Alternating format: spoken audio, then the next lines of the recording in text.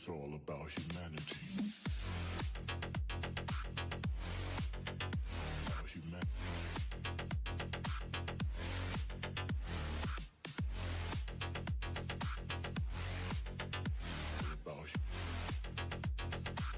It's all about humanity. About humanity.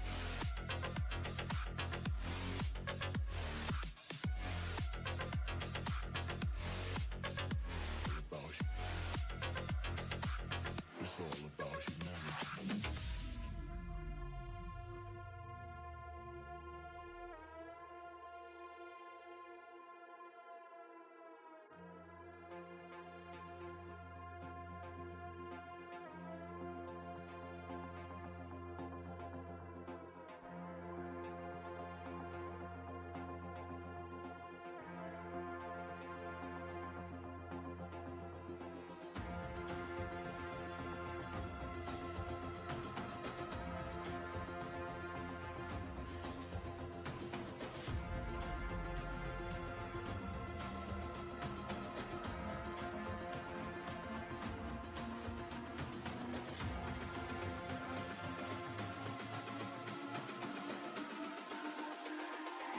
It's all about humanity.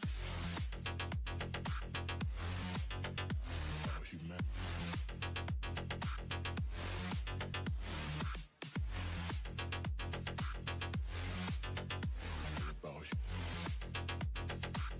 It's all about humanity.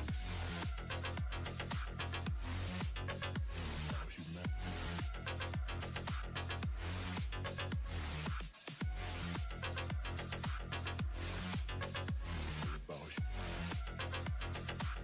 It's all about humanity.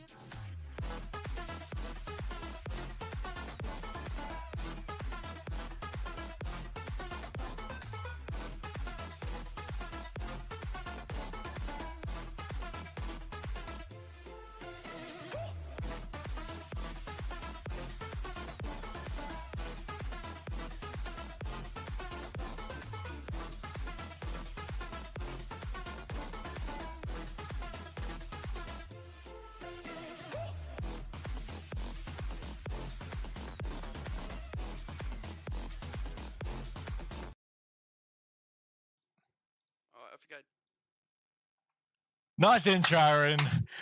Good evening, everyone. Welcome to another fabulous match day with Manchester United travelling over to Leicester.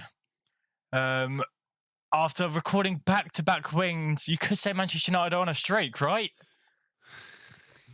It's not great performances, but results are there, so you can't really complain right now, especially after the first two games. And Leicester don't look great, let's be honest. Well, they currently reside at the bottom of the table. They lost. Yeah, they're dead last. Oh shit! 1 point. Yeah, they're not looking great. Let's put it like that. No, they're definitely not looking great. Losing key players, they just look fucking. Not signing anyone, they just look dreadful. They look so bad.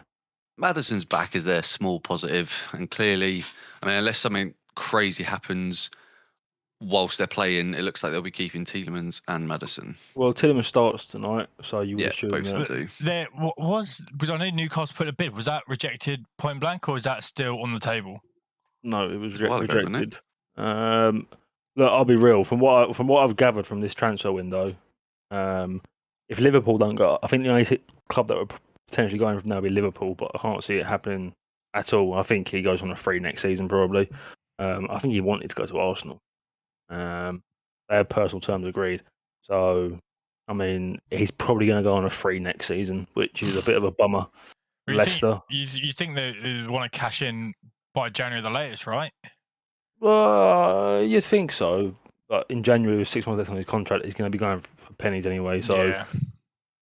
For what it is, they might as well just keep it at the end of the season and see what happens then. See if they can get an extension, or see if they can, or just let him go for free.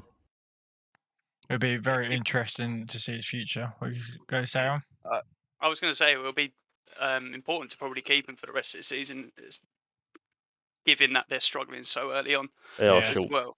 So to lose him in January, and if they don't, I can't not see them signing anyone. I mean, they have to sign someone in January. Yeah, well, yeah. I don't think they're going to sign anyone else today. They signed that centre back or whoever it was. Faye, I don't even pronounce it. But I mean, they signed that keeper. Yeah, so basically didn't sign anyone. Yeah, well, that centre back I'm sure will be introduced, but who's the keeper back? doesn't start. Faes. Faes. I think it looks like David Luiz ex Soyuncu. Yeah, he does. Yeah, he does. But yeah, I think the simple fact is that there simply just was not the funds there to buy players. You know, simple as that. The amount of outgoings they had as well, not necessarily like big selling, but they lost their Schmeichel, but they did get 70 mil for Fofana. So clearly they couldn't. It wasn't really like, oh, we can sell Tielemans and get the money. They just couldn't sell him because they literally have no one else to replace him, and clearly didn't have time to get someone in. What I am surprised about is, Fofana, I think everyone knew from a very early stage that Fofana was going to go to Chelsea. Yeah. And Chelsea were willing to pay pretty much what Leicester wanted. I don't know why they just didn't do it earlier and then spend the money wisely preparing for this season. It's similar to what Villa did last year or year before when they sold Grealish. Selling for big money, and then they brought in Leon Bailey, Buendia. They brought players in, but can't think of the top of my head. Danny Ings. But Leicester haven't done that. So they, me and Copley in a chat earlier. We spoke about Villa a little bit. Spoke about Leicester as well. Leicester could be in trouble, man. They really could. I think it all depends on. So when you look at the actual team itself, it's not terrible. Bottom of the league. It's not terrible. They've got. I mean, I think the less spoke about the defence, the better. They've got Justin's all right. Yeah, he's a good player. They've got this new centre back that's come in who will probably start. Then everything above their defence is actually quite good. They've got that Ndidi who plays in their holding midfield. They've got Maddison, Tielemans, that Dewsbury Hall who came onto the scene last season, looks like a decent player. Harvey Barnes, who I know Copley hates, I'm pretty sure, but don't rate him that highly. Don't hate him. Yeah, but he's a decent player. Yeah, they're not. And then they've got Vardy, Jose Perez, Daka, Iheanacho. Like they have some I'm decent very players. surprised Daka isn't starting, or even Well, Iheanacho isn't starting more, because I agree. He played when he played last year, because I think Vardy was injured, wasn't he? So Iheanacho was playing a lot and was I think it was the year getting before goals. last. Oh, it was the year before last. I think so. I'm very confused by Leicester. They've got Iheanacho, they got Daka. They bought Daka last season. Daka played in the Europa League quite a bit and scored a fair few goals in the Europa League. Jamie Vardy is now what, 37? 35. 35. He's kicking on, right? You've got a younger, hungry striker on the bench who. Two. But how is Yeah, I was Daka? going to say Two. Daka's You young. say Daka would probably start. Like, why not just use Vardy as some form of sub in the 70th 25. minute? It just seems a bit strange to me. Vardy hasn't performed well for the last 6 or 7 months. Vardy is for a second I thought Vardy was captain. He's not in the captain of the squad. It's Johnny Evans. No, he's not. Yeah. So the only thing is, loyalty for what he's done to the club, but everyone's got that kind of like everyone's got an end by date. You know what I'm saying? It is very strange. At 35 years old, trying to lead the Leicester attack is not it. Evidently. Yeah. You say that. Watching back 2 tonight. Yeah. Well, I mean, we watched him last week on the weekend against Chelsea, mate, and he whatever he done, it just didn't work. You know, he's lost that. Against... With Vardy, with Leicester and Vardy, yeah. The season they won the league, they were let's be real, pretty much one-trick ponies. It was a case of let's punt the ball up there and let Vardy get onto it, and he had a fucking unreal season, and it worked. It continued to work, but he's lost that bit of pace at the moment. He's not as fast as he used to be. So it's a strange one for me. It really is. Yeah, I don't think. Well, I'd like to think that United's defence probably don't have too much to worry about with Vardy, how he started the season. No. I'd say that the biggest threat would potentially be obviously the Maddison on the edge of the area or Harvey Barnes. I would say Maddison. Yeah, I quite like that Drisby Hall player. He looks like a decent little player. He looks about fucking 40, but I think he's only about 22. Yeah, I thought he is 23. 23, yeah. He looks like a decent little player. But I mean, their team going forward, their team really isn't that bad. They just don't seem to be gelling at all right now. They really don't. I mean, let's be, I think that's Copley said. United they've had 2 wins. 2 wins in the last 2. The Liverpool game, I think they were a bit fortunate to a certain extent. I say fortunate. I think the game plan we set out went how we wanted it to. Yeah, but I mean, in regards to I feel like you were a little bit fortunate. So and then obviously the 1 second. Southampton. What was going to say? And then obviously the United played against Southampton on the weekend, and let's be real, you may have won the game, but you did get quite. The difference I think with Southampton is it looked like we knew we were going to lose that midfield battle, obviously, because Southampton's midfield is an absolute engine with Lavia, Aribo, and there's another geezer. You're back in fucking. I need my dog out for fuck's sake. Yeah, so you got Lavia, Aribo, and James Ward-Prowse, as well as I forget who else had in the middle, but they were bossing it, and I think United knew that was the plan going into the game, and that's why we kept playing those long balls, which to not the normal fan, because anyone who thinks, United have been dominated, but actually we knew we were going to lose that, so why play into that kind of thing? This is where my issue lies, and again, I was saying it earlier. I can't believe I'm saying this, but we do need Martial, because Rashford isn't gonna. You're not gonna play it into Rashford's feet, and he's gonna hold it up. It's very similar to how we were talking about City the other day in terms of Haaland, just his movement. Obviously, I'm not comparing Haaland to Rashford, but Rashford keeps going in, try and get in behind the back line. Wasn't getting the service, whereas Haaland is constantly doing it along the entirety of the back line and getting the service. Whereas that's not how we want to play by the looks of it. No, that's not what that's what I mean. Martial needs to come back so we have that option of, instead of just hoofing it like the first think it was 30 minutes plus. We were just hoofing it over to Alanga, hoofing it over to Rashford. Yeah. Sancho isn't quite as quick. But then when Sancho gets the ball, 2-3 players just instantly on him because they know he's more threatening than the other two per se. But against the Liverpool, it'll work because they're going to play a higher line. Maybe Sunday, if we want to sit back, play long ball over the top when we play Arsenal, it may work. But your Southamptons, your Leicester, it's interesting because they're the kind of games you want to take control of. But it's just obviously the personnel right now, we don't quite have to do so. But that's why, to me, it's even more confusing why we're not playing Casemiro, because you think if we can't compete with Southampton's midfield, we're playing a midfield with Yuri Tielemans, Maddison and Drewsbury Hall and Ndidi sitting behind them. That is quite a compact midfield with Maddison obviously kind of playing as a free roam. But even so, then you compare to ours, we've got McTominay, Bruno and Ericsson. So it'd be interesting to see how we start. It's weird why Casemiro. I don't know why he's not starting.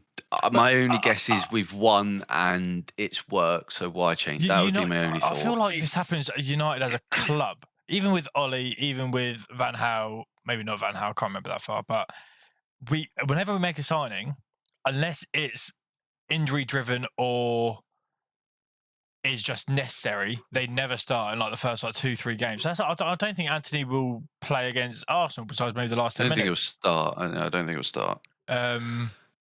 So that'd be another Alanga. Woohoo.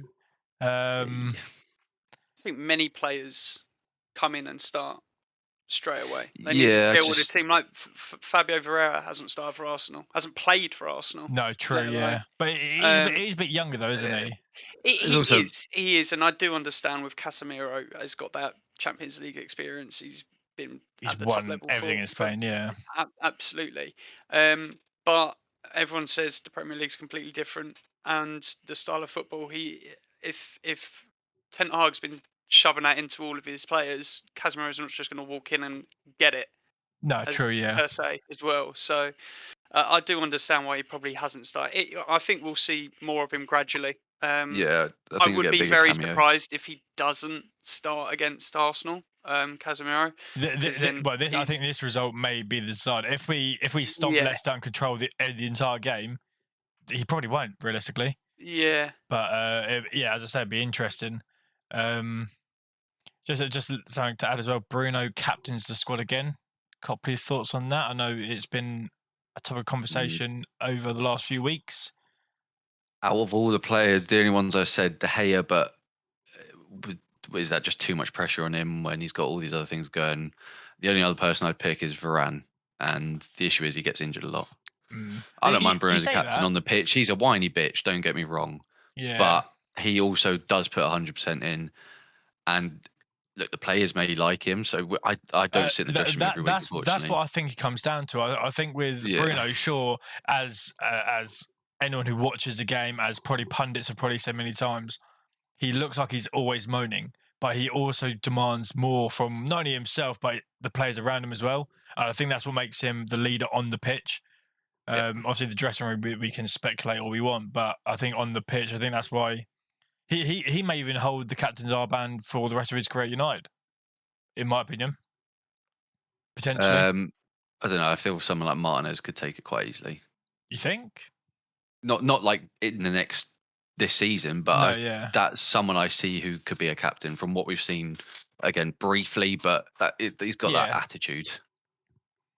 I'm not too fussed with him being captain, if I'm personally brutally honest. But it's more just him whining. But it is what it is. Yeah, everyone hates him. It fucking plays mine. We saw it. I don't know what game it was, but in today's game, you're not going to get a foul that potentially could be 50-50 unless you're constantly moaning, unless you're crowding the ref. Selling it. Like literally telling the ref that's a foul. And if enough players do it enough times, he's going to cave in. It's just human nature. Whether it's right or wrong. I think I even saw it in an Arsenal game yesterday. I don't know what happened or when it happened, but it was a tackle on. I know exactly the tackle you're on about. Yeah, and that's just today's game. But We shall see. Bloody hell, they're in the tunnel already. Jesus Christ! Forgot about that. Thought we were watching football. Thought we were just having My a bad. chat. Literally. Aaron, what are your score predictions? Wow. It could be fucking anything, Cal. It could be anything. It really it could be a 3-1 Leicester. It could be a 4-0 United. It could be a boring 0-0. I just obviously, as you said, United are on a run of form. I know it's only just started, but you would expect them to kick on, especially as there is a slagging Leicester side here. I honestly don't. I see United win. I do. But it won't be a convincing victory. I don't think. It will be a 1-goal difference. Whether that's a 2-1. I don't think there'll be major goals either. It'll be a 1-0 or a 2-1. Copley. Score predictions. Oh, welcome back, Charlie. How's How's your dog going? How's your dog? Quite. I don't say this often. Oh no! I never say this. Oh no! But here we go. If we don't win or draw this game, you are going to hate me for the rest of the season because I'm never predicting a win again. Like, don't get me wrong, we haven't been great, but Leicester, they lost to 10-men Chelsea, and it's not as if, they had a goal disallowed they shouldn't have, but they still didn't look good against 10 men. They lost to Southampton. I'd 1-0 us. I'd like to see. My issue is I don't know where we're getting goals from. I said it before earlier today, and I'll say it on live broadcast. If United lose, come away with no points, I resign from the boys. I said it. So I'm going to go with the 2-0 United win. I think 2-1 United. That's a full house of United. Come on! Well, United simply should not lose. No. They simply should not have lost a couple of other games. So, I reckon a 2-1 United. I don't think you're going to keep Leicester out. Oh, something to note. Indeed, he's playing centre back. It seems. Say that. I was surprised. Is he been doing that often? Because no, I'm pretty sure someone's obviously. Is that Samari, or is he always? Oh, it must be. He's replacing Fofana, isn't he? Yeah, it says Samara. Well, it says on BBC. It says Samara is playing centre back. Yeah. And they've showed it the other way around. So who the fuck knows? We'll find out soon. That Samara is a midfielder. Yeah, FPL says he's a midfielder. Indeed, he has played centre back before. Yeah. The strange thing is that they have Soyuncu sitting on the bench. Yeah. But he played on the bench all year. Oh, I say all year for the last 5 games. He was all right for them. He did last year. If Leicester get dominated. Obviously, we've already seen one parting of a football manager. I don't know if he does go, But the thing is, I had a look at a second ago. If Leicester lose tonight, you look at their fixtures. They're playing Brighton at Brighton, who are they lost against I think Leeds, but they're still in good form. They then play. They drew 1-1. Yeah, 1-1. Something like that. Anyway. That could be right. Then they play Villa, and that is a base-off if I've ever seen one in today's season. And then they play Spurs, and then Forest. So their points may not come till October against Forest. Football's a funny game. Yeah, I mean, Leicester aren't going to be this bad for so long. I don't think Rodgers goes. I don't know why. I felt like last week I was thinking, he's got to go, but. I don't know if they will sack him. I think the club not owes him a lot, but they've got a lot of respect for him for what he's done with them over the last. I don't know how long he's been there. It's quite a while, isn't it? Yeah, it's been a while. So I think they are very loyal to him. Was he the manager when they won the league? No, Ranieri was. No, he won the FA Cup. Yeah. Yeah, they beat Chelsea, didn't they? Oh, of course, yeah. And obviously got him into Europa League. Yeah. I mean, I don't know. They were knocking on the Champions League door for a while as well. Well, I say a They couple were, of seasons. They were after right there. after the league victory, they had a couple of decent seasons, but they have definitely they've fallen off bad. Yeah, it really is a fall from grace. If It I've is. ever seen one. I've got a funny feeling you might see Vardy try and wind up Martinez a bit tonight. Yeah, definitely. The thing I think I said in the preseason podcast, Martinez looks like when you get under his skin, he looks like he could be a nasty fuck. Yeah, I was saying to Copley earlier. I was saying Nasty I don't know what it is, but on Sunday I guarantee you either Martinez or Jesus. I guarantee you either Martinez or Jesus get sent off on Sunday. Yeah, they're going to wind each other up. I don't know what it is. I know Jesus is going to stick to Martinez like he loves him, mate. He's just going to try and wind him up as best as he can. And Martinez will bite. We've seen that already. He's an aggressive player. He plays with aggression. God, he's slow. Who is that? Oh, Johnny Evans. Evans. The thing with Leicester is like what I said yesterday about West Ham is they're not going to be that like this shit. There's going to be a turning point. I think West Ham showed that a little bit yesterday. There's going to be a game where Leicester suddenly start clicking a little bit. Yeah. And my worry is it'll be against us. Yeah. Potentially. I think looking at United as a whole, I feel like I know watching Leicester United, but I feel like Sunday is a massive test for United's defence. And obviously, this is like their new back four. This back four isn't going to change. I feel like you'd probably want someone better than Dalot in right back, but for now, I think he will do. The thing is, Dalot can have like today or even he's very Sunday, hot and cold. Yeah, he's very. I'll give you 120%. He's a man of the match contender, or he puts in a 4.2. The thing that I see with United is I see Martinez, as I said a second ago, is a very, very aggressive player.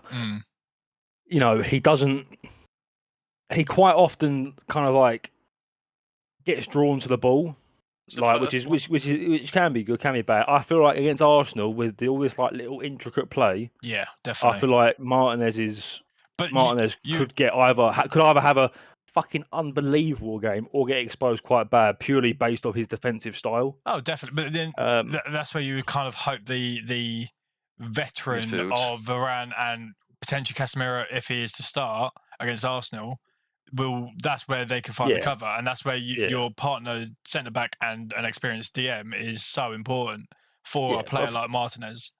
From what I have seen, he's a very I think I said it before. I feel like for people that have played Call of Duty, I feel like he's like a red dot chaser. He sees that ball, mate, and he just wants to go for it. Yeah, he just wants to go for it, which is has many benefits. Oh, absolutely. Can potentially have negatives. But I can imagine as a United fan, because we haven't seen that for so long. That's why he's getting so much praise at the minute.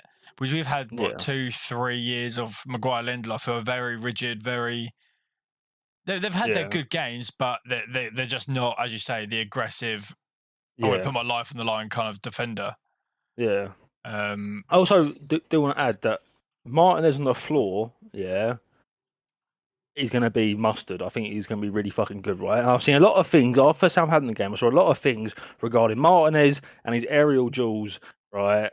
I want to know what they class as an aerial duel. Because I saw it's the Van Dijk thing all over again. At least 3 times against Southampton, I saw Adams win that ball from the sky where they didn't both go for a jump, but the ball came down to... That was primarily against Dalot, though, surprisingly. There was a lot against Martinez. There was a lot against Martinez. There was a few times where Adams, like, the ball went over the top of Martinez and Adams brought it down, or Adams got in front of him and stuff like that. I don't know. I just think he's an interesting dynamic. I think it's the Virgil van Dijk thing all over again. The whole dribbled past and you'll see him lose a header, and they'll be like, "Oh well, he hasn't lost the aerial." Just that's stupid. That stat is definitely going to be spoken into existence more because of the amount he's been slated regarding his height. I think he's settled into the team very well, though, for the most part. But again, as you say, besides obviously the horrific first 2 games, he hasn't really had a massive test. But I think on the flip side, neither have Arsenal massively. Sure, you've had close games and whatnot, but you haven't played one of the big 6 teams, if I'm not mistaken. Yeah, but it's not about playing big 6 teams. We play Palace away. They No, took points yeah, from Liverpool. I'm not saying you haven't had difficult games, but what I'm like, as we always say, like derby tax is quite important, quite a big thing. But yeah, I like Arsenal United is a massive game. I mean, Everyone will talk about that game.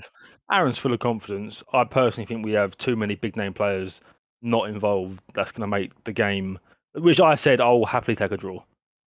I will happily take a draw because without, we had 2 games with Tierney now where Tierney. I said, but when we signed Zinchenko, I was like, if both are fully fit, there is not a chance in hell Tierney starts in front of Zinchenko.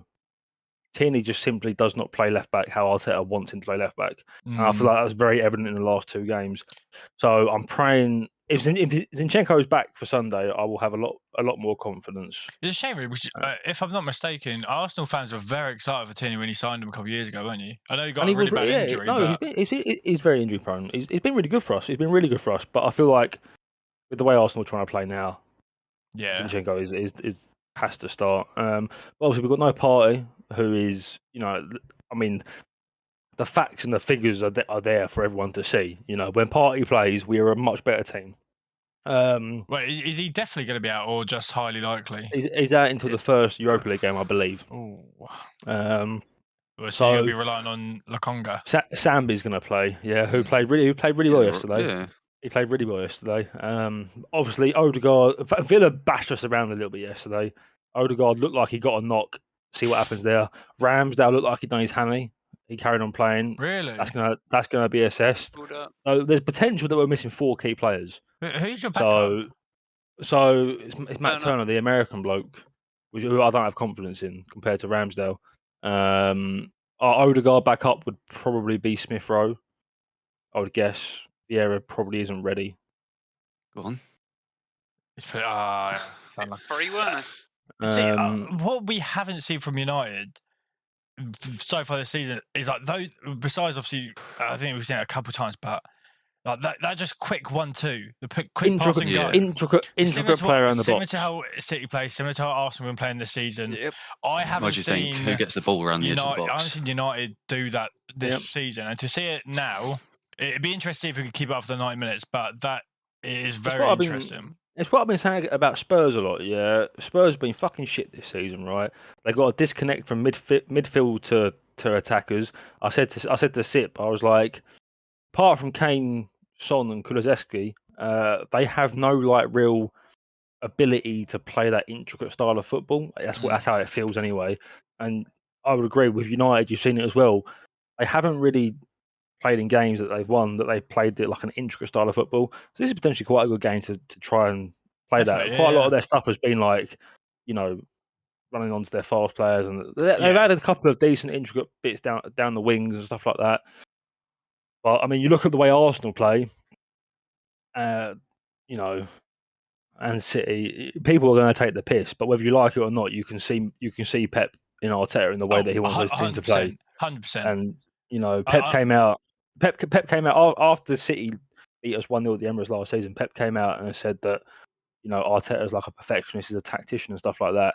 And the way Arsenal play has to be this intricate style of football, which is a real joy to watch. It sometimes doesn't work, but I don't really see that much with United. But they've got the players to do it, in my opinion. Exactly. So you think, obviously, again, you think you bring the experience of Casemiro to kind of steady that back line. Yeah, and definitely. then you bring in Anthony, who looks like a tricky, technical kind of player. Yeah, definitely. So you're starting to see what Ten Hag is trying to do. Price tags aside, let's put it. Anthony will probably start on Sunday. I don't think he will. I don't think he will. No. Do you not reckon? No, but we the fact Casemiro. Casemiro. This is now the third game Casemiro has been available. Third game he's been available. Second. I think you'll get a bigger cameo from him today to potentially see him on Sunday. He has to start Sunday. Yeah, I agree. He can't not start Sunday. You can't sign up. You can't sign a 5-time Champions League winner for 70 million and not play him against one of your biggest games of the season. Got Ericsson. You really can't. No, definitely. He'll be starting Sunday. Without a doubt. I said. I think whilst you're with your dog, the only reason he doesn't start on Sunday is if we control the game, control the entirety of the 90 minutes, and we blow Leicester out of the park. that is the only reason he wouldn't start on Sunday, in my opinion. No, I think he starts. Yeah, 100%. I hope so. No questions asked. I think the last 2 games, McTominay's made 30 passes in 2 games combined. Oh, it's crazy. You look at when Thomas Partey plays for Arsenal, the amount of passes he makes is just crazy. Like he's like that. He's that anchor who he kickstarts. He gives the defense the option. He kickstarts the attack. He decides whether to go down to Odegaard or whether to go over to Xhaka or whether to spray it out wide. He's the one that starts our attack, which is why he's so important. That's what you need a DM to be. Not only do you need him to be an anchor, you need him to dictate the play as well. Yeah, definitely. So it would be interesting to see if Casemiro can do that. Obviously, we talk of his experience and how he's won everything in Spain, but he hasn't been that architect. 2 creators. He's played against Kroos, and Modric. Yeah. So it'd be interesting to see if he can step up to that creative role. I think no, I don't. I don't think he's that player. I really don't. I don't think United need him to be that player. When you play Eriksen and Bruno, you don't need your 6 to be that creative player. He's there. He's there to create a bit of stability in front of the defence, be your anchor in midfield, break up play, do all the simple things to an exceptional level. That's what he's there for. And I said it when United signed him. I said it's exactly what they need, and he will be absolutely wonderful for United, in my opinion. I said it. I said I think Casemiro. Yeah. In regards to what teams need, I think he's 100% top 5 signings of the summer. I even push it towards top 3 signings of the summer. I genuinely think he's an unbelievable signing for what United need. Yeah. You just need to duplicate him basically and get a younger version as well. That's what we did the same with Matic. We've got that player for the next 2-3 years, assuming everything goes well, no massive injuries and whatnot. Yeah. But then we're back to square one. You now got 3 years to start working on what you could get in that position. You would like to hope. But it's us. It is, but you've also got it's now. This is the start of the United project. It has to be. It has to be different. That's a header one for Martinez. 1-0. I knew you could say that was loud. Sorry. That's okay. See Malassi get more forward more today, which is interesting because the last 2 games it's more Dallo just going on. I was like, that is too short to be Rashford.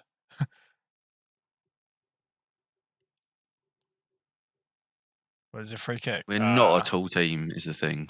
No, I think you said it last week or week before. Our tallest player players are Varane, McTominay, Rashford. I think they're only just about 6 foot. I think they're only 3 6 foot plus players. I think. Yeah. Casemiro is 6 foot. Yeah.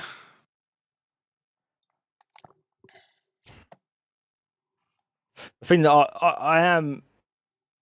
The only worry that I have with Casemiro is that he's coming from a style of football where, for you would probably say for 90% of his Real Madrid playing career, they have completely dominated the ball. For 90%, and he's coming to a team where there's the potential that he's the defender against 10 teams in the league, United don't dominate the ball. Maybe 8 teams in the league, United don't dominate the ball. So that's my only, what's he like in that situation? Because he's definitely not the quickest across the ground either. But I feel like his football and game knowledge kind of cancels that out a little bit. But when you've got, it's kind of the same with Eriksen, but obviously in a different style. But because he reads the game so well, he kind of knows where he needs to be. I think he's quickly. When you got like City playing balls, popping balls around, inside out, outside in, it's like how's he going to deal with it? Yeah, because on Sunday I'm expecting Arsenal to dominate the ball, and I'm expecting United to play against Arsenal playing in a counter attack kind of manner. 100%. Like the Liverpool game, basically. Yeah, literally like the Liverpool game. Where is Sunday's fixture? Ground. So it's at Old Oh, Trafford. Old Trafford. Yeah. So although United fans, I'm going to be happy with the fact that Arsenal could potentially dominate the game. Okay, that ricochet again.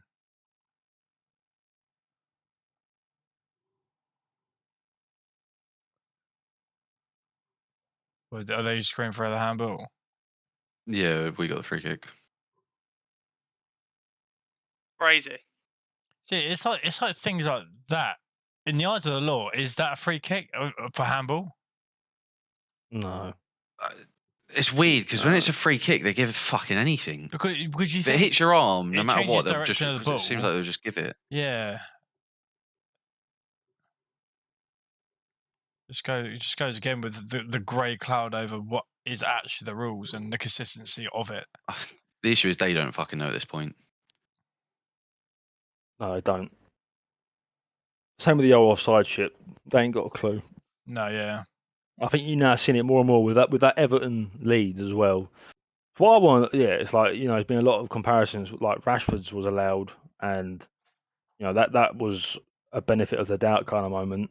Well, The Everton Leeds wasn't. The Jesus one wasn't. There was another one that weekend that wasn't. Yeah, it's the same weekend as well. That's why I said, we're in 2022. There is 100% the technology to be able to have that automated without a shadow of a doubt. It has to be automated. It needs, like these decisions need to go like offsides and goal line. Yeah, needs to be have an absolute minimal amount of human input.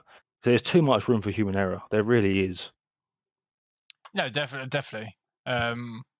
I think because a goal line is already automated, isn't it? Because they've got the little it's been automated for about 6 years or something like that. Oh, has it been that long? It's been quite a long time. Yeah, Well, VAR has been in here for 4 years. It's probably longer than 2018. Yeah, goal on technology is probably. Didn't goal on technology come in like a year or so after the Lampard incident? Yeah, it did. Yeah, it did, didn't it? It's been fucking ages. Yeah, true. When was that? 2014 or something like that? 2016. Maybe even earlier. I was going to say, weren't it? Was it 2010? Must have been 2010. Is it South Africa? Yeah, I'm pretty sure it was South Africa. It's been a long time. So I am very surprised that offsides haven't quite been automated yet. They need to be. They really do need to be. Do you think the complications with potentially the grounds is why it hasn't? I don't know what kind of technology you need to implement to the grounds, but they should in a league where multi millions, billions of pounds, there can't be complications. It's as simple as that. Yeah, there just can't be. 2-0. I guess that was an aerial duel one as well. Not aerial duel, is it, Cal? Fucking hell, ref. Just let it go. I'd imagine probably Arsenal fans probably feel the same about Saka, but I was going to say he's going to go in hot there. But what are you going to say about Saka? I feel like it's not a comparison, but I feel like Saka is fouled quite often and it's not given. I feel like Rashford gets the same. Don't get me wrong, I'm not saying that's a foul.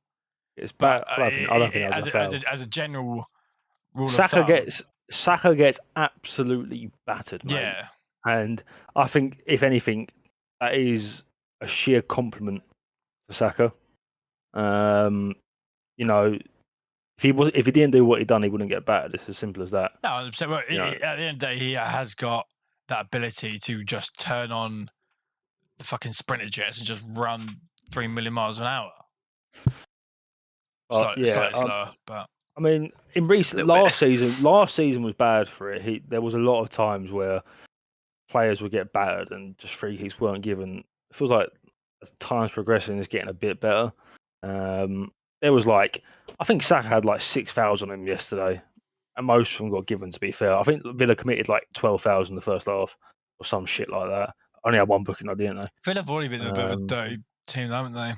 I think that Kamara for Villa got his last warning about 12 times. After his 5th foul, 6th foul, 7th foul, 8th. Oh no, that was criminal. That was absolutely criminal. That was a good hit. It's not bad. No trouble with my keeper though. Come on. That's interesting. dear. One thing from a United standpoint that is getting a bit interesting is you can clearly see De Gea changing the way that he's playing in goal. You saw it a lot against. I don't know if it was Liverpool or Southampton. Last or couple of maybe games, both, couple of games, he has been in absolute. He's been in parts of the pitch, mate, that he has been allergic to for so many years. Yeah, He may get a nosebleed soon. But yeah, I think the issue is, don't get me wrong, I don't think he thinks the Rafka is serious competition, but he knows if he doesn't perform like he's expected to this season, There's someone now there. He's out next year. That's the bottom line. Potential. I mean, we've said it so many times. De Gea is not the modern goalkeeper. No, He simply is not. But you've seen it a few times where he's been in no man's land where keepers nowadays should be, and he's done well when he gets that ball and he does look to play it short, whereas he didn't used to. You saw just there a quick throw in, which amounted to nothing. But these days the top teams, they try again because they know at some point it's going to work. Mm. I think it was last season, the Arsenal game. Do you remember? I think it might be against Southampton. It was the Lacazette goal from start to back, where Lacazette rocketed in the top right of the goal. Right, Arsenal were trying to play it out from the back. Time. Please be on. Yeah, I was going to say. This is what I hate about football. Yeah, it's the fact we awful, can't. We were saying, when Chaz was mentioning about the automated thing, you could then have someone in the ear of the lineman go right flag. Yeah. I had no idea whether I want to celebrate or not. He's onside. I did want to say as well, apart from those 6 or 7 minutes, the first 15 was actually quite good for us, surprisingly. They started to grow back into the game a little bit just then. But the first 15 minutes, I was quite happy. But you see that quite a lot with teams at the minute. Well, yeah, just teams. You see them dominate for the first 10 odd minutes. We said against Arsenal. I said against Arsenal with Leicester. Yeah, he's on. It's just here. He's on. Good goal. The disconnect with Leicester. A few times Bruno picked up the ball. No one was near him. Come on. Like when I know it's a bit different now, but when we played there was a whole Bruno sucks against the Big Six. Yeah, he was fucking dog shit, but you saw every team would just stick a man on him and hold him almost like a park would. Like he would just get man marked, and the fact he's picked up the ball a few times already and had time to bring it down is just you can't let that happen. So it's a good time for United to score because it did look like you said first minutes were good. Leicester were getting back into it a little bit. They were starting to have woke up a bit more of the ball. It's a good time for United to score. But in regards to Leicester, mate, I don't know what happened. They were so open. I mean, they've tried a few different formations already as well. They're like, you can see them trying to implement their two attack. That's handball. Handball. That's not handball. Two attacking fullbacks, but it's just that counter attack from United as soon as they get it is they're just not working enough. The Leicester fullbacks, especially with the right now, they've got forwards we've got. Exactly, yeah. They just look all over the gaff. There's just no. Doesn't help when you're playing a centre midfielder at centre back. They lost coaching staff or something because I'm not even mugging it. I just don't get what their philosophy is anymore. Like they played all right football 4 years ago, and like they were a tricky team. They were like the amount of times that Arsenal went. I know we weren't as good as we are now, but I mean, we would go there and I'd be like, okay, I expect Arsenal to beat Leicester, but they would play us off the park.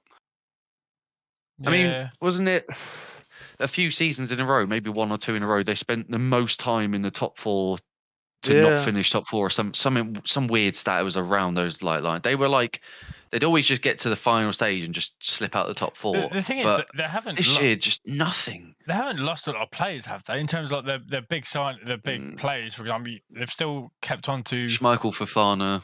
But you can't even. Fofana didn't even play last season. You can't count Fofana. Yeah, it's true. I think the thing with Leicester is right is that this Leicester squad was on the backs of Maddison and Vardy so much, and Vardy's been piss poor, like piss poor. 35 And years old. well, exactly. It's like how's a Lang winning that ball there? Turn. So it's just very quick passing. Like the fact haven't we've seen done this. that, I haven't seen us do that for fucking donkey's years, and it wasn't. It was just so easy. I know Malassi's fucking gone, mate. He's gone. Yeah, I mean, we said after the first two, there's not a chance that Shaw gets back in that Yeah, team. so Oh, no I way. think I was the one that No said. I was the one that said it'd be a bit longer till he starts. His game will come in purely for me. Will be like to keep him fit and a rotation. But the thing you got now is that what happens with the World Cup. If Shaw's not playing for United, he can't play in the World Cup. No, 100%. Well, it's the same with Maguire, but the issue with we have the World Cup is the lack of English left backs. It's like Chilwell, Shaw. Yeah. I'm pretty sure. Mitchell.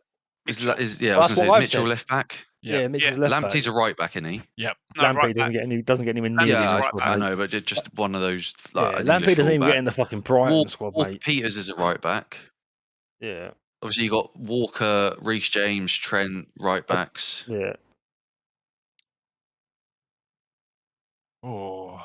I definitely think I said it in the podcast. I think that Mitchell will get that left back slot, depending on what Southgate does in regards to will he play the players that he trusts. I don't see how he can sit there and say Shaw should start instead of Mitchell. If going off what Southgate's done for the last two tournaments, he may still take Shaw. I think he'll take him. It wouldn't. The thing is, it wouldn't surprise me if Shaw starts. I wouldn't be like, oh my god. As Chaz said, I don't see how he can.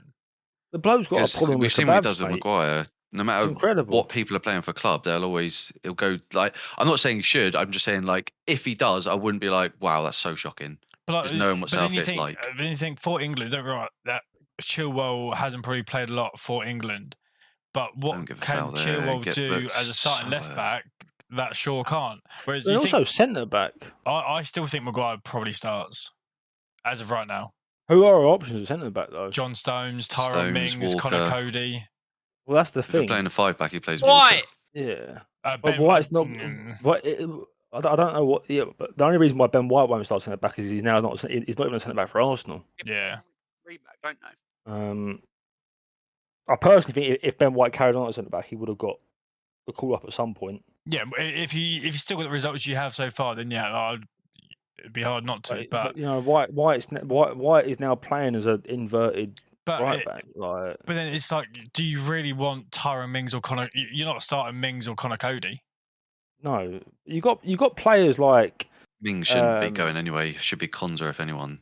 No, yeah, but it's going. But Tomori? You've got that. Fucking I'm not saying either should. Yeah, Tomori. You got Tomori, and you've got who's the other centre back?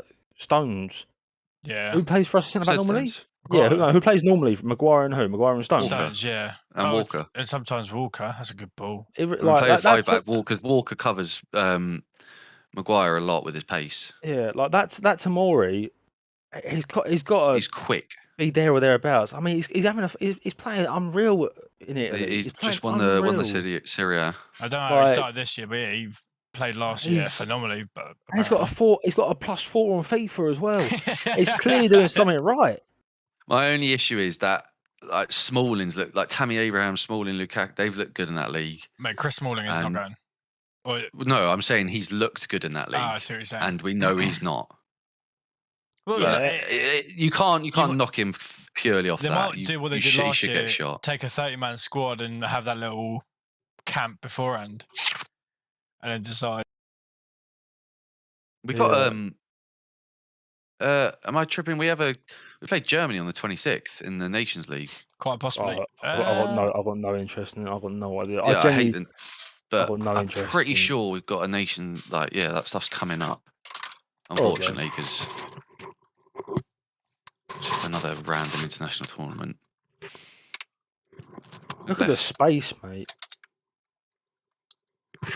They're so unorganised.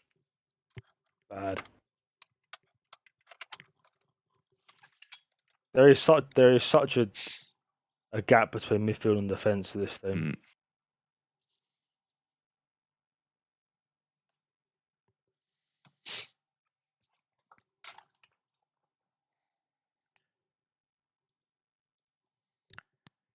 Fred should be protected at all costs. Fred? Yeah, not your My cat. cat? No, not Fred your cat. again. Fred He's again. fucked up. Fred Fuck again. Fred. He's even perched up on my pillow. Look at him. I just want to say that Haaland's better than Fred. I would say you're probably onto a winner there, mate. I appreciate the kind words nonetheless.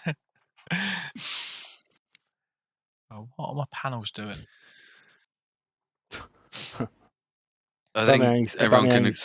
Hopped out of a cab in London, greeted by a reporter, and he's gone, "Yes, for sure, I'm back." Is that what he said? Yeah. I mean, he broke his jaw, didn't he? Well, I He's say only out for a few weeks. I say he broke his jaw. Someone broke his jaw. I, His Spanish home got robbed. I think that's a good signing for Chelsea. Yeah, they need an out and out someone who knows it. I do think they need more in that area because if he has a shocking period, then that's who they've got. They go back to Havertz again. Have you seen that theory where Chelsea ruin strikers? I can see why, but yeah. Who was their last decent striker? It was Costa, wasn't it? Yeah, when was that? Is it decent? 2015. I don't know if that after Costa, was it who coming after Costa? I assume it was Hazard who's getting all the goals. Is it Tammy that Yeah, came in after Costa? They've had Batshuayi, Tammy, Higuain at some point. Morata. I actually personally think Tammy was treated quite badly at Chelsea. Oh yeah, definitely. He started the season really well. He started well. He started getting his stuff. Oh my lord! It was so irrelevant, man. Yeah, just not what's the needed. need? But yeah, Tammy started getting he starts when they had their transfer ban, I believe. And as you say, he started relatively well. One thing I will say about United that's as well. A bit disappointing. I think if I was United fan, I'd be disappointed, and I think probably coaching staff would be disappointed as well. Is that you look when Arsenal played Leicester, yeah, you look at the amount of pressure that Arsenal put on Leicester in that first 45 minutes, the amount of opportunities Arsenal had. Like when you think about it, United have had one opportunity when they scored it. There's no. They've had a couple. Eriksen's had that shot. Yeah, that was so. There's a couple of half chances, but I see what you're saying. But like, I think people are only saying it because that is now probably, you could say, borderline standard. Obviously, you've seen Arsenal doing it a lot more this year. You see, obviously, City do it. What I'm saying is, with players like Bruno, Eriksen, Rashford, Sancho, they should be.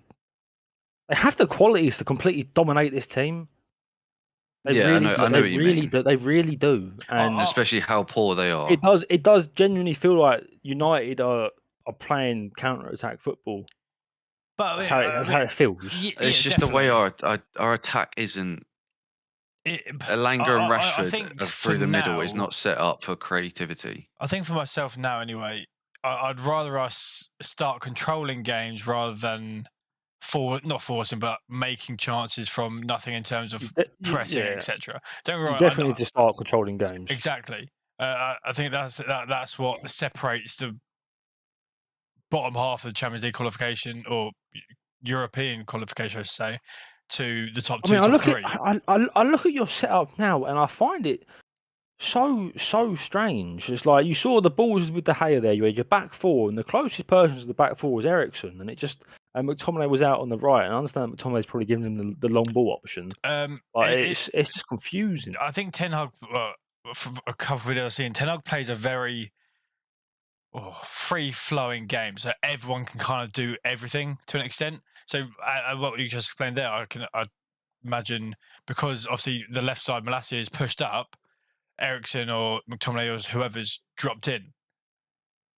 Yeah, to make those kind of lines and make the passes available. I know that's what he used to do very well with Ajax, which I imagine why he's brought in so many Dutch league players so he can replicate that. I do think it almost feels like Eriksen's kind of playing like a role playing like the Xhaka role of last season. You know, he's always deep, always wanting the ball to try and start something. That's how it feels with Eriksen. Obviously, Xhaka somehow has just been reincarnated this season. He's about 15, 20 yards deeper than McTominay is. And you think someone who's obviously your DM, but as you say, Ericsson wants to and has obviously been instructed to drop deeper so he can dictate the play, so people can we can really use Rashford to what he wants in running in behinds, getting in the spaces. Yeah, that's my thing. The personnel with Elanga and Rashford, it's not going to be intricate, loads of chance creators. It's through balls over the top using their pace. Yeah, just want to say something in the chat regarding City's new signing from Dortmund, that Akanji. Good FIFA player. I think he's. Do you realise how old he is? No, Akanji. He's 27. Not that old. I know, but I thought he was like 22. 22. I just didn't think he was. That's a good pass. Oh, you got to shoot And straight away ball! there. Go on, give it a day. Yeah. You got to strike that straight away. I think it's a good signing. I mean, I can see why they've done it. It makes sense. I mean, who they got at the moment? They've got Stones, Ake, who's injured as well. Remember, Laporte's is he? Laporte and Diaz. He's coming back or injured. They've got loads of. Yeah, I mean, they just. I think they just got I bored. think I think they just got bored and thought, you know what, fuck it, let's sign someone. I really do. But it begs the question. Oh. Wow. I think it's just extra backup in case. I think the only thing with City, unless I'm forgetting players, is the only real position they lack depth is probably their fullbacks. You think Cancelo gets injured, who plays left back? You got Gomez now. They got that Gomez player. Yeah, but would you say he's title contending ready? Never seen him play. If Pep's signing a player, there's reason behind it. Yeah, 100%. For the majority. I mean, I genuinely, you know, it really doesn't matter. It really just doesn't matter for City. It just doesn't matter. I feel like be a foul. I feel like in regards to their defence, I think Pep sits there and knows and thinks, well, if we concede 3, we're scoring 5. 5. We're going to score 5. Yeah. I don't think it really matters that much. I really don't. I mean, you saw it. You know, they came under a bit of pressure from Spurs last year. You saw the way Spurs played against them, which is, by the way, the only way you beat Man City is by playing that way of football. There's no other way to beat them in this league. Just seen a tweet saying that Arsenal have accepted defeat. As things stand, Aston Villa standing firm that he is not for sale and a third bid is not expected. What, for Douglas Luiz? Yeah. Was he earlier, he wanted 40 I saw a report earlier that they wanted 40 million for him. Oh god, that's ridiculous money. Yeah. Crazy. Well, I mean, he scored twice so far this season, hasn't he? Where is he a central midfielder? Corner. He's a he scored twice from corners. Yeah. Yeah, he scored in the Carabao. No, I think he scored. I'm pretty sure he scored in the Premier League. From the corner was the Carabao, wasn't it? And then he scored against you from the corner. I thought they were both in the Premier League because someone scored from a corner in the Premier League this season. Oh wait, no, you are right. Yeah. I did see something earlier saying that.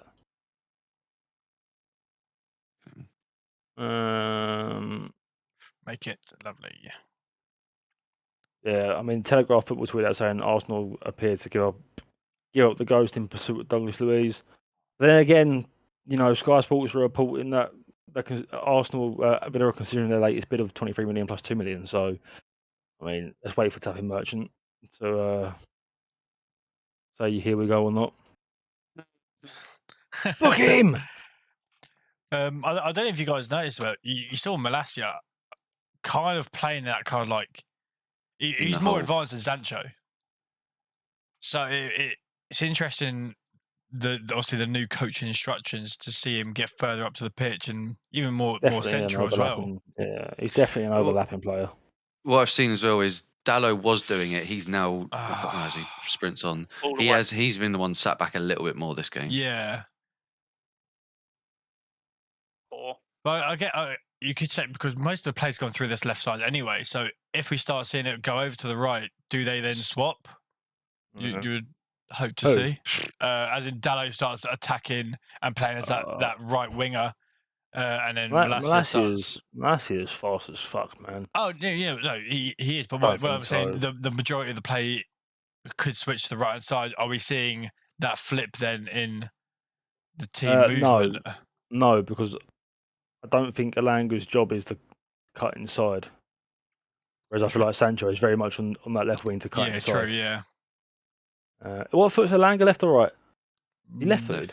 Left. He's left-footed. I feel like I just don't see him cut inside as much though. No, I feel yeah. like he quite enjoys hugging touchlines. You can see it there. He loves that. He hugs the touchline.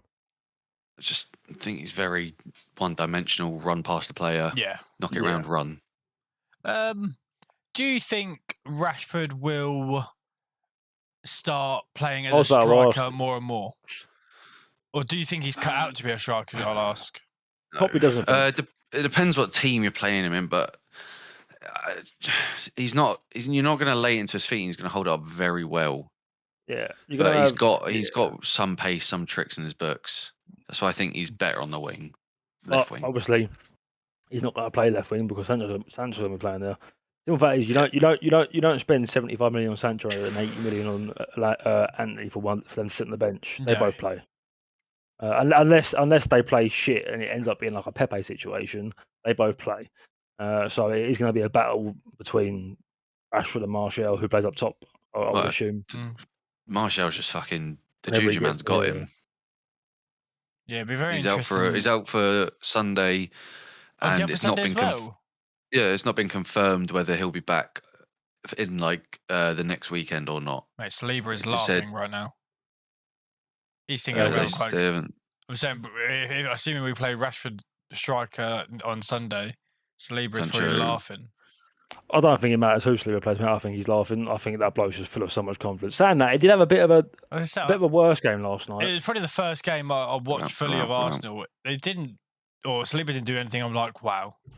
He's done his job. There were a couple of times where Watkins got to him a little bit. I think Gabriel was the better centre back last night. Slightly harsh, I thought. But however, Saliba's been fucking harsh.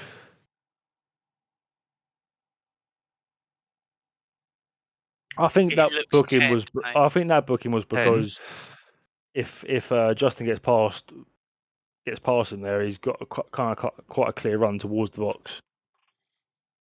Yeah, but yeah, I guess. Right, all I'm saying is that I've seen some of the yellow cards that Arsenal get made, so that doesn't surprise me at all. Madison's got a hairline like me. Yeah, it's not that bad, mate. Should I show hairline? Fuck no. We're scared of bastards off that are watching. This worries me. He's that's not a good ball. Not a good ball. I don't know how a commentator can sit there and say it's been put into a good area. I mean, if there was someone running from post, you could say good ball. If.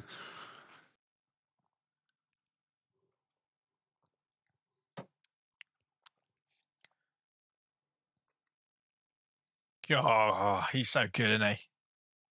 You love him. I'm going to become a Martinez Stan account.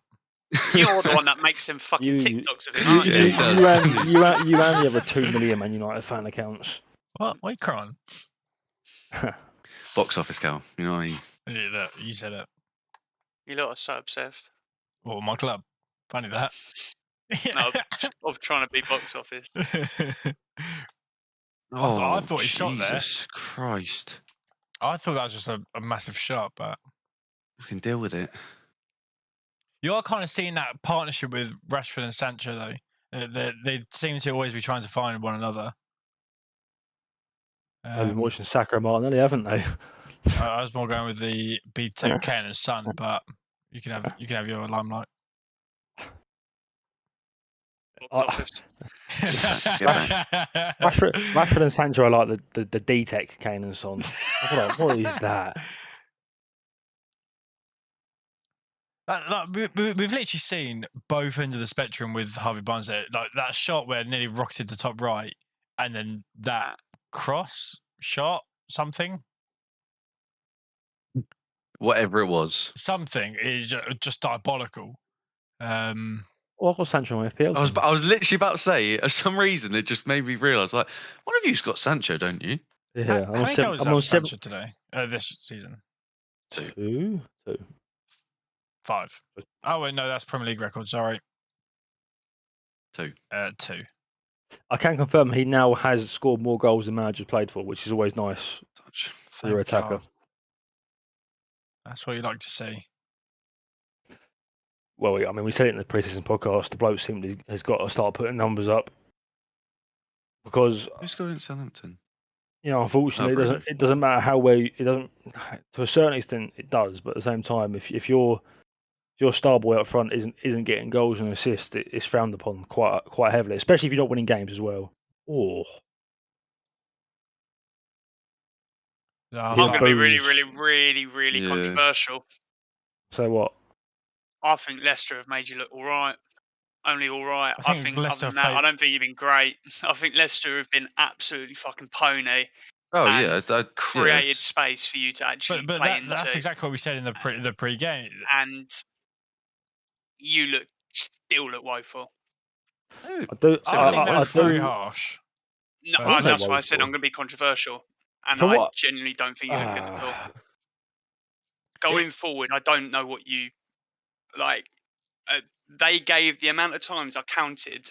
I was being really boring. I was just sat there quietly, and I counted every single time they got the ball. Within about 4 seconds, they gave the ball away, and they did it 8 times in a row. And I just think they've made you look a lot better than you actually are. I think Leicester can make Bournemouth look alright. I think United have simply just done a job.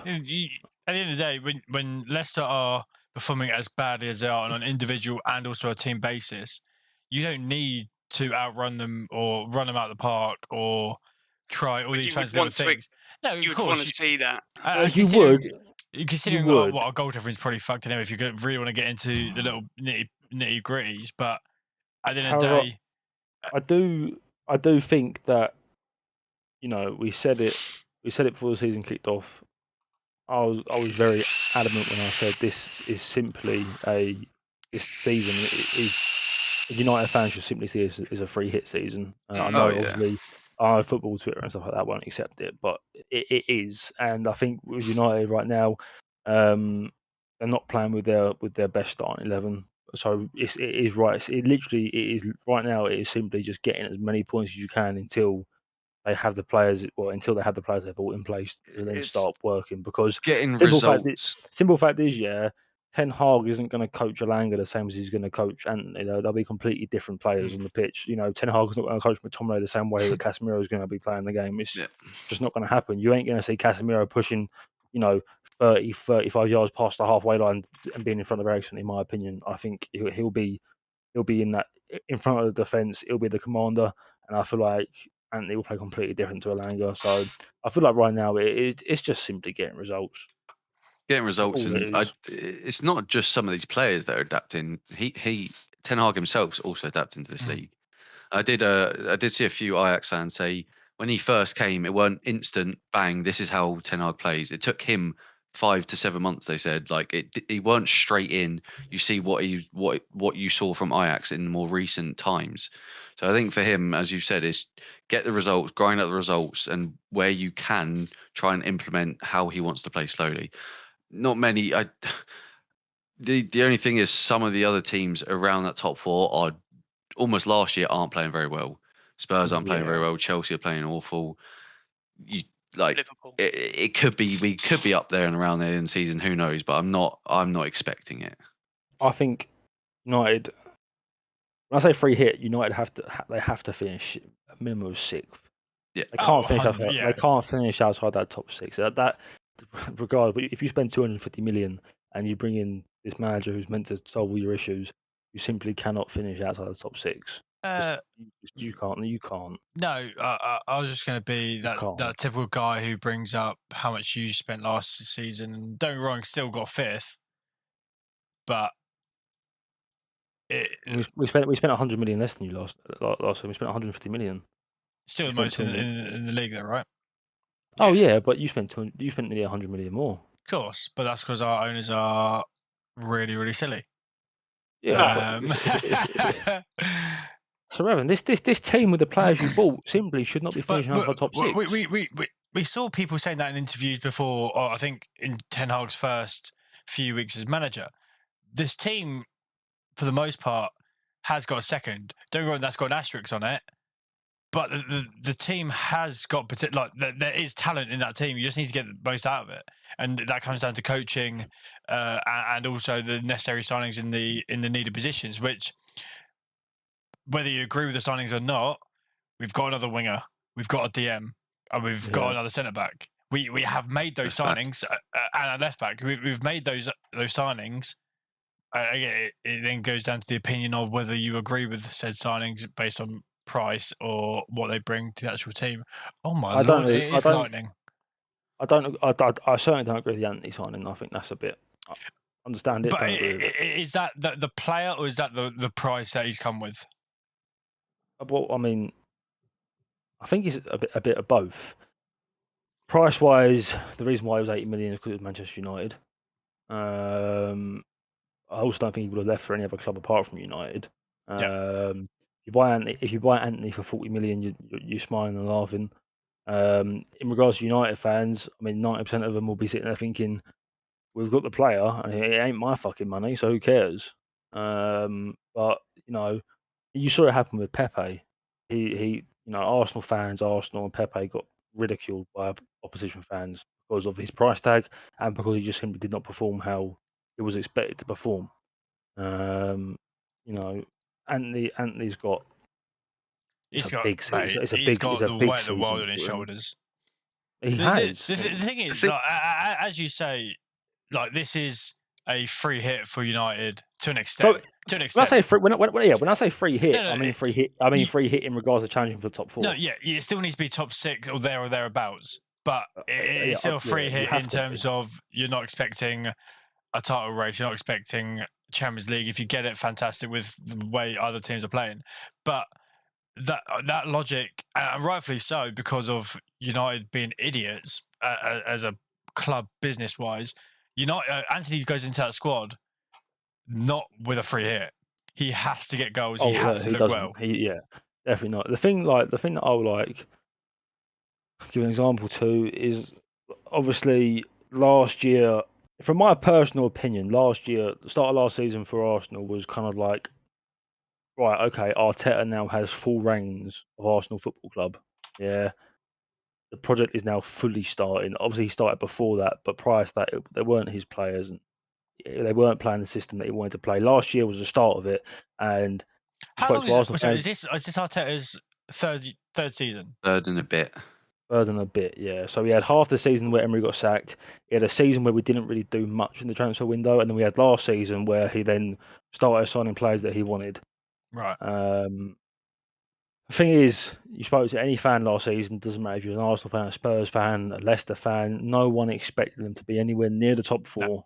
No. All Arsenal fans wanted was to see an identity, to see a team that wanted to play, to see a team that put their fucking heart and soul and left it on the pitch, which we got. Eventually. With Man United, last season we did get it. I'm more referring to your horrific start. But I mean, our horrific start. We play fucking City and Chelsea, mate. Oh, definitely, yeah. Right. But then with United, I feel like it's very much the same.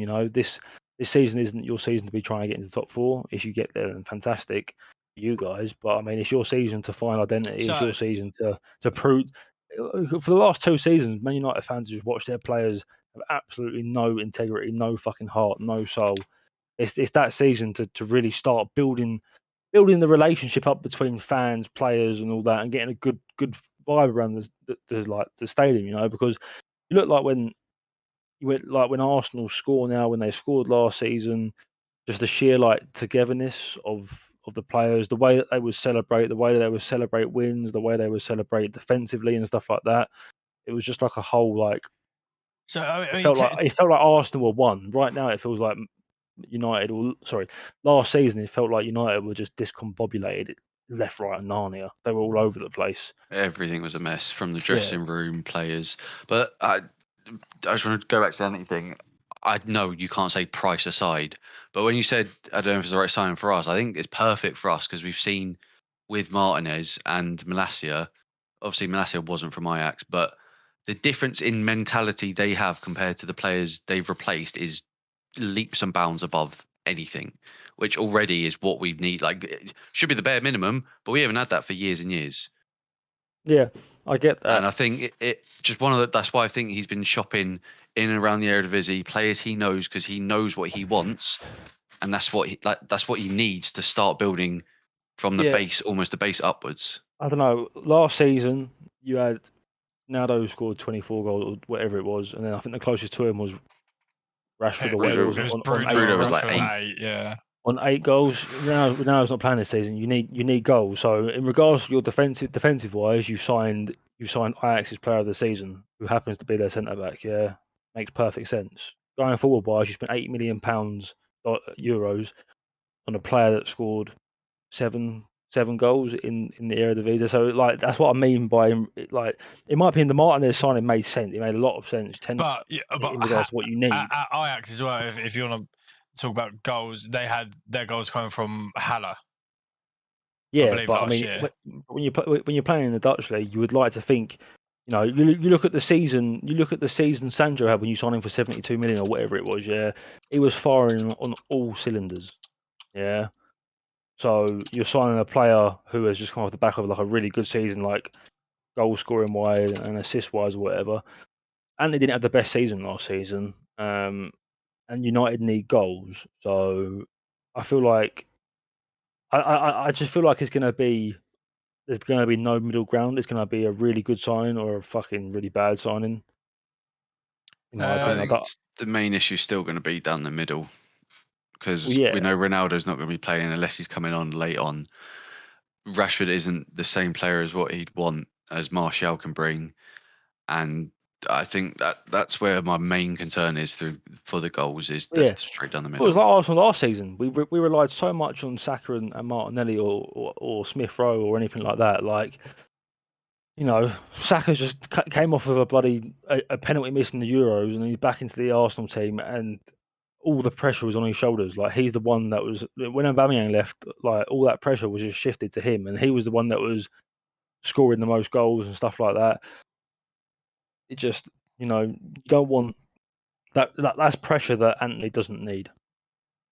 Really doesn't need it. So it's going to be very interesting to see how that develops.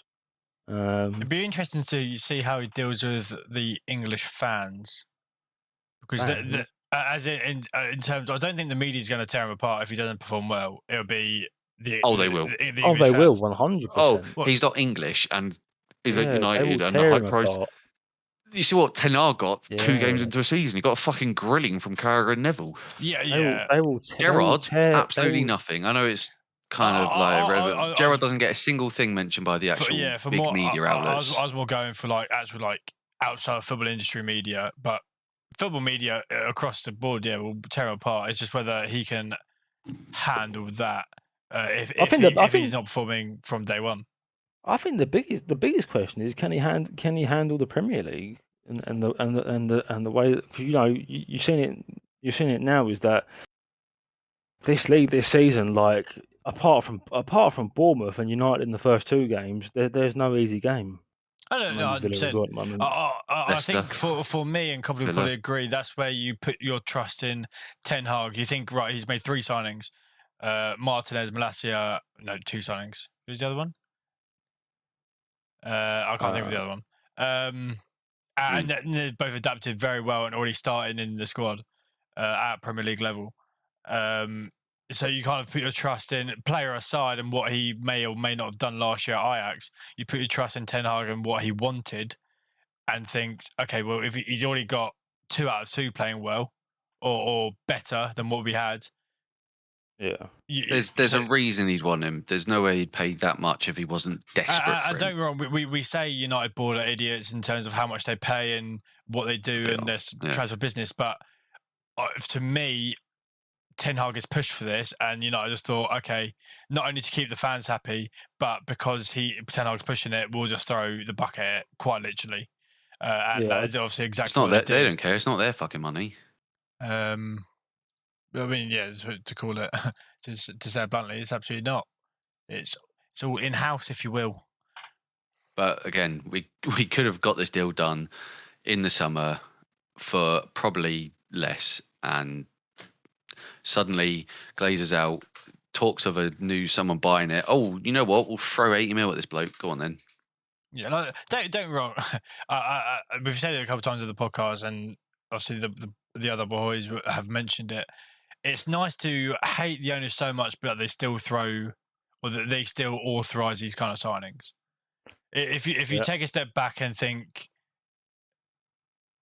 just from a signing point of view, not what else they've done, not how they've got that money, because you say the same with Liverpool, they generate the same, if not, I think it's a little bit more, a little bit less. Either way, they make very similar revenue to United, so they have the potential to spend 250 million in each window. Yeah, but they don't. I think with Anthony, it's going to be. I kind of have the same opinion as I do on Casemiro. You know, Ajax lost 3 games last season.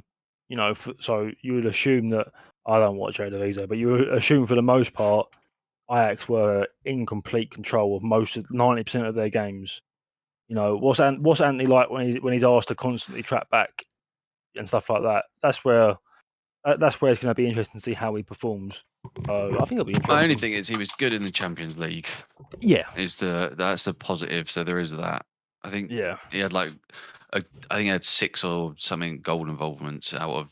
I mean, they got round 16, but he did do well in that. So there is hope. I also want to see another goal in this game or 2. UEFA Champions League, it says 2 goal involvements. He got a goal and assist against Dortmund alone. Who's that? Anthony still. Yeah. What's up? Pretty sure he did all right in the Champions League. Is that the game that Martinez dominated Haaland, apparently? Absolutely pocketed him, back pocket. Get him some early goal. Go on. See, the thing with Rashford, he's. I think he's finally getting that confidence back, but he's just missing that final touch he had coming. when he had that final touch when he had when he first blew onto the scene, like a little step over or a little cut back or whatever. As soon as he gets that back, I think it's wraps. Oh. We're in the league. Yeah. Last season he had 33 games, all competitions, and had 22 goal involvements. Who's this? Anthony. Last season. Against all competition was that, or was that in the league? All competitions. Yeah, so Champions League he played 7, got 6. Yeah. Why did he have such a? Why did he not play that much last season? What? Oh, it's piss. Wait, how many games did he? 36 games. 33 games. 33 games. Only 23 in the actual league. And they played 23 in the league. Yeah, and got 8 goals, 4 assists. Was he injured at all last season? I couldn't tell you if he was. It will probably say on what Aaron's looking at. That's strange. Yeah. Still can't believe Arsenal haven't signed a winger, by the way. Are you talking to anyone? No. I saw something. I saw we need a winger for backup and competition for Saka, but I saw a tweet earlier. Saka in January after we haven't signed a winger. Saka's ankles in January after we haven't signed a winger, and it was just a lamb shank and all the meat coming off the bone. Lovely. That bloke has played so much football for Arsenal. It's incredible. No subs. Anthony didn't play the last 7 games. He must have been injured. Yeah, he was ankle injury. Yeah. So could have got more. You don't know. No, of course. But as I say, a lot of their goals last year came from Haller. I think he scored 22 in the league last year. Which as a striker, you're quite happy with 22 goals. So, but anyway, we will see how Anthony performs for United for the rest of the season. I assume he'll probably come on against Arsenal.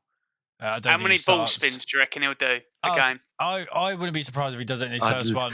I was going to say, I'd love him to do it in his first game. It will piss so many people off. Yeah, no. The thing is, that's why it will piss you off more if it's when he does it when you're 3-0 down. Oh, if we're losing, then it'll piss me off. I don't think you'll see hardly any. I reckon he'll throw one out at some point. I think he will. I think it's. I'm sorry, Cal, but I think it's in his nature. It was like Ronaldo with his stepovers and things. Ronaldo didn't change the way he played. It's like Richarlison. Because of the league. Yeah. So I think within the first 3 games he features in, he will do it. No shadow of a doubt. Man. But anyway, Yeah, it looked worse than I thought it was going to be. that's a booking, ref. It's a free kick. Free kick and a booking. I mean, up the other end of the pitch. His face, mate. I'm just getting too cute with it up the other end there.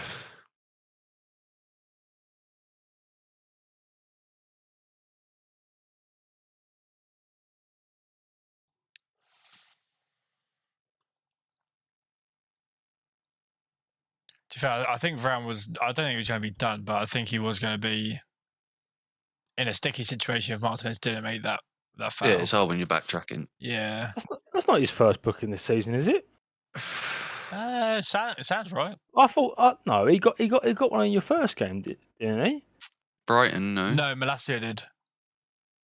Yeah, No, Malacia came on yeah. and then in for like 2 minutes got booked, didn't Yeah. Which Absolutely may cropped be it on. getting confused. Hilarious. Now, I want him to shoot, spice it up Who a is little it, bit. Madison? Yeah, he will as well. Yeah, Yeah, 100% you shoot from here. it's a bit far out, but no, he has already had a booking this season. That's his second booking this season. I'm pretty sure they showed Malacia had first booking. I didn't. No, not this game. Sorry. Oh wait, did that say first booking? For I game. thought- I don't see I thought we said this season.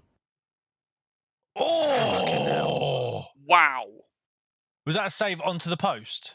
Or was that I just think hit it the was a post? I think it hit save. the I post. think it was just a straight Yeah. save. Jeez. He can hit a dead ball. Yeah. Just don't turtle now because there's fucking a chance. See, as a United fan, Copley would probably agree with everything I'm about to say.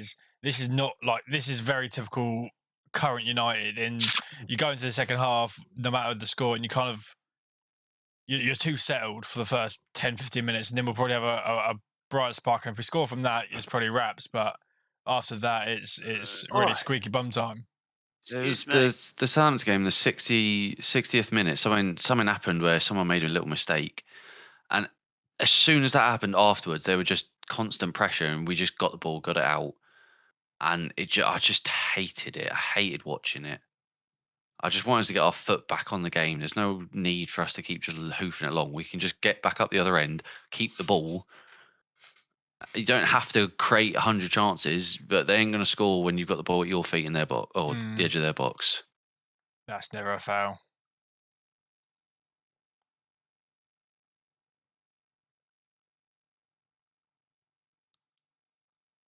Yeah, I mean, let's have a little bit of, well, all the. I mean, fun just we something. can. You saw A in the shot, first and now half, it's. and then you went and scored. They started growing into the game.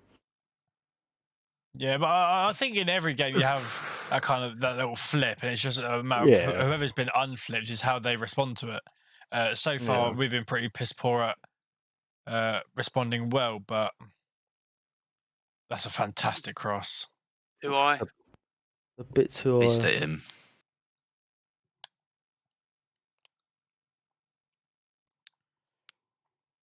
Who is it? Is that Harvey Barnes? Oh no, It's Harvey Barnes with a header. Yeah. I don't think that is too high. I think he's just misjudged his jump. There we go. It's a little bit too high. Just a little bit. What was it? Oh, it was a Good save save. as well. Wow. Oh mate, that was a pinpoint perfect free kick as well. Ramsdale's was better save last year. It come across too much.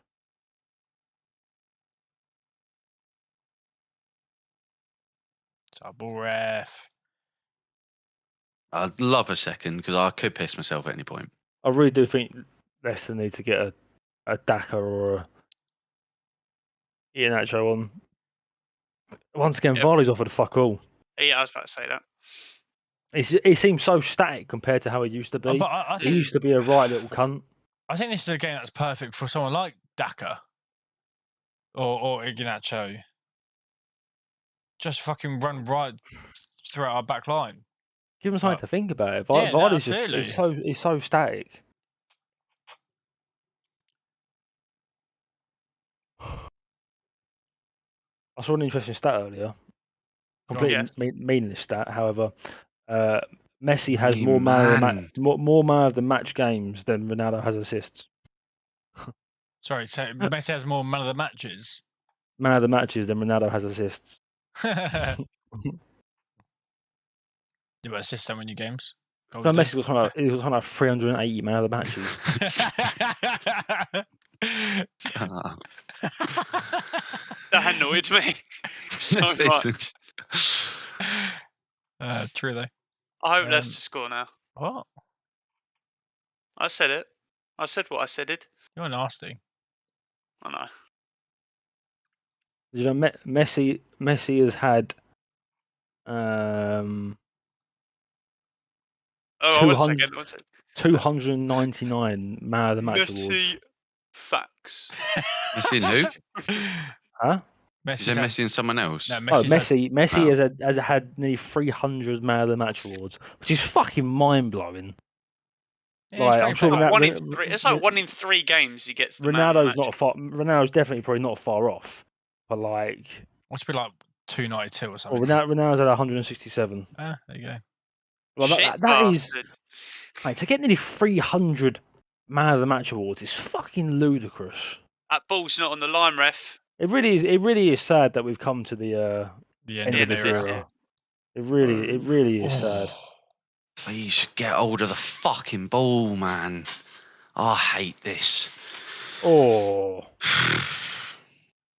Yeah. They've had a little tough all game as well. Get him off the pitch. No, we like it. It's unnecessary foul. God. No, they've had a tough all game. We allow that. Bosh.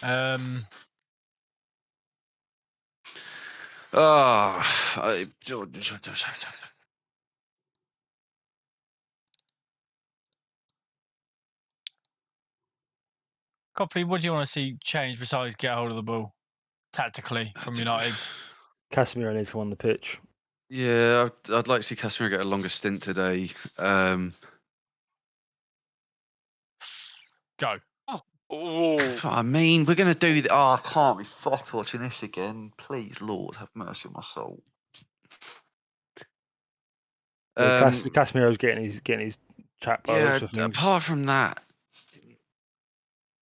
We go. Look, this is it. In the middle, look up. Oh, you twats. I'd say the only other option really is Ronaldo, but no. That's what I mean. It's the only other option unless you bring Garnacho. Yeah, oh, he's great. Speak of the devil, Casemiro is hearing instructions from. I know that guy's name as well. I've forgotten his name. I think his name's like Elliot Ramsey. Tell you who Casemiro reminds me of? Go on. A BN biscuit. What? I swear I said that. Search BN biscuit. BN. I swear I said that to Bran. How are you spelling that? Literally does. BN biscuit. Bravo November. BN biscuit. Yeah. He does. His face. I don't know. I need to look at his face now. He actually does. I swear me and Bran were talking about this. Anyway, back to the game. He fucking does, mate. He does. Fuck's sake. All down, man. No, that's right. I feel like Copley has a sixth sense when it comes to when United is about to concede a goal, so I get nervous when he gets nervous. I always get fucking nervous, but there we go. Oh, it's going to be a goal now. No. Don't. Okay, yeah, that's not the worst place. Out left. Look at the overlap. Ericsson's gone. Good ball. Look at the I pace. said you're miles off. You're still off. You're still off. You're still off. You weren't on the whole fucking time. The thing you can tell Rashford has not. Oh my god, that's a good pass. Bad touch. You tell Rashford obviously hasn't been playing striker for very long because like you see experienced strikers and good strikers, they're always looking behind him at the line. Not only the players in front, but also behind you. Yeah. Rashford didn't look behind him once, and he was like 10 years looks like offside. a BN biscuit. We see Casemiro. Alanga! He looks like a. Don't get me wrong, he hasn't done anything all game, but why is Casemiro playing a pivot with McTominay? I hate it. I can't see it. I hate you. He looks like a BN biscuit. Either that or what is it? Got a really chubby face. You guys didn't even cheer your new signing come on his pitch. You guys He came on against Southampton and we did it. fuck. The only reason to cheer, I'm shitting myself. Shut up, we've got the ball. Not anymore.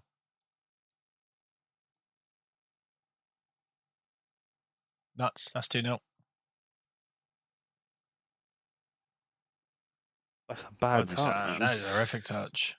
Keep the fucking ball, please. Fred, what do you want, mate? Be interested to see what kind of formation we turn to now. Taking off I the wonder last if guy. he puts Bruno out right again. Yeah. 4-2-3. 4-2-3-1. Yeah. Yeah, just Bruno plays where Elanga's playing. Well, you reckon McTominay's given a bit more freedom in that midfield as well now. There he is. Yeah, that's what we do against Liverpool and Southampton.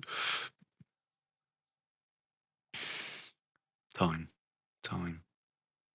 There you go. Well done.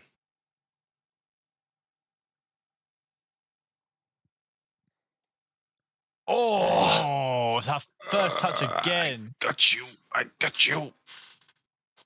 Oh my word. God. What a shit ball. We've got Fred the Red joined us now. Leicester I've got to bring a striker on, man. They've got to bring another striker on. Vardy's fucking useless these days. Oh, Jesus. Walk in the park. Fucking hate you. Good tackle. Nah, free kick. I mean, I'll take it. Come on. Whoosh. There you go. If you just whipped your cat. Copley, do you know what I've just Just realised? put him down. What? You look a little bit like Harvey Barnes. Oh, right, here we go. Fucking hell, add him to the list. Have we had a throw in? We've now not got a throw in. What's happened? Pinball. It should have been your throw, but the referee for some reason gave it to Leicester. Oh, it's cheating. That's fine. That's all you need to say.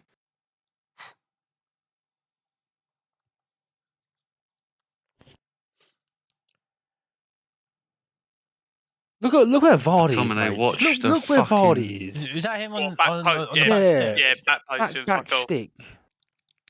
Incredible. What, like, why? I don't know. Oh dear. There we go. Bruno's gone. Fucking hell. No. Bang. Hit it. Boring. Teacup. Hold it. Teacup. Incorrectly under pressure. Nottingham Forest have agreed on a deal to sign Serge Aurier as a free agent.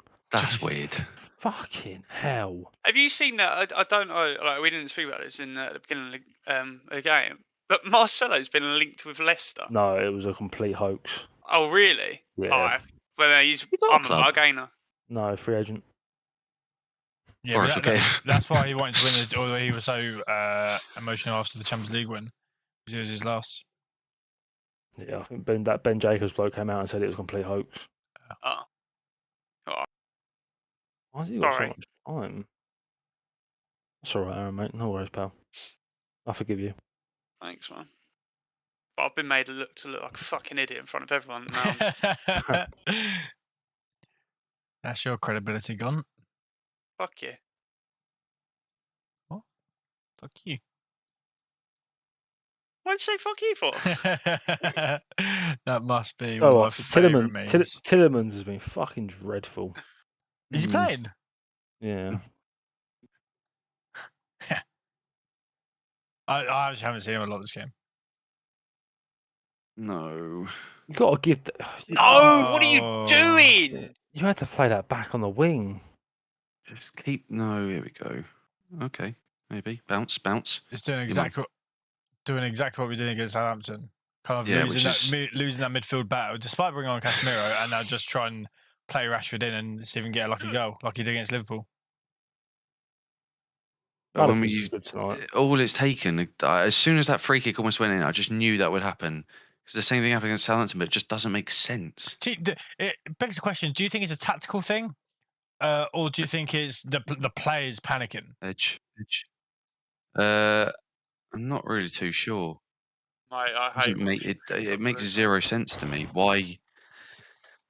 You see him get slightly You frustrated can with Rashford there. not dominate a game, but you are in control relatively. And then one shot on target means, oh, we're 1-0 up. Let's just sit back now. It makes no sense. I don't even mind the sitting back bit because you have got that goal to kind of fall back on, but it's more when we do. We've watched Leicester this season, mate. They're fucking dreadful. They're there for the taking. I mean, it was still the first 60 minutes. They had about 7 minutes in that before it of them having anything, and that was it. As you kind of said, we're kind of giving them that opening, but as soon as we win the ball back, it's quick Rashford, try and get him quick. Because I think Leicester are committing quite a lot. And then they're leaving only one or two at the back. This is where you need that more target man just to get it up to his feet. Exactly, yeah. That's why I've always said Rashford plays so much better on the left because that's piss. That's poor. That's a free kick. That was a free kick. That was a free kick. I ain't having that. That was definitely a free kick. Tomlin, don't How dare you He shouldn't be doing that. I'll be interested to see that first highlight. I doubt it'll show it.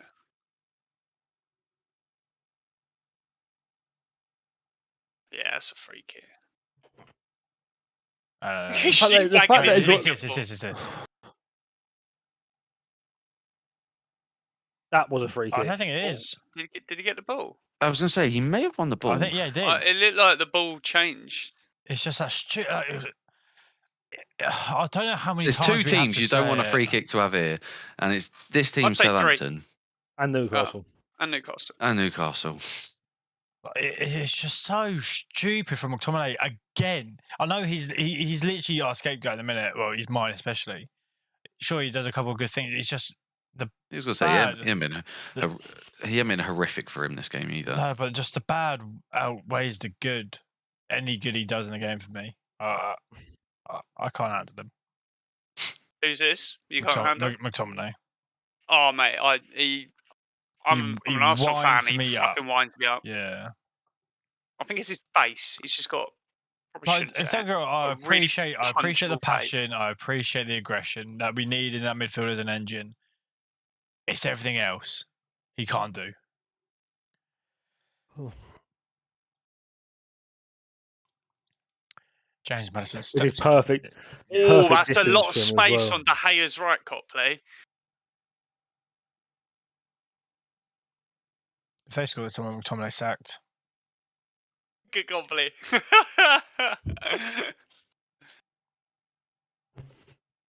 Just take the fracking free kick. Like I'm watching a horror movie.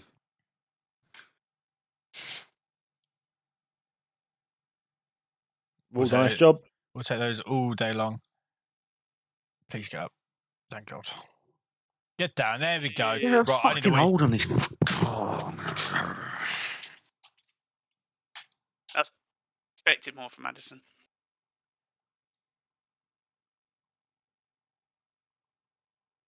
Thing is, again, he's going to take Sancho off and put Rashford out left. And to be fair, mate, I've been watching Sancho. Yeah, he's done it the past He's couple of games. I'd love to see anything. I'd like to see Sancho's distance covered. Yeah. Apart from putting the ball in the back in there, I don't know what he's Sancho again. done much.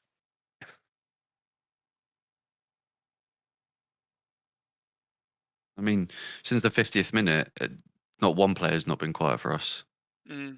Yeah.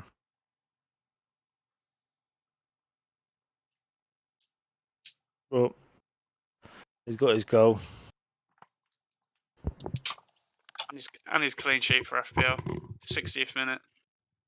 Must be laughing, Chaz.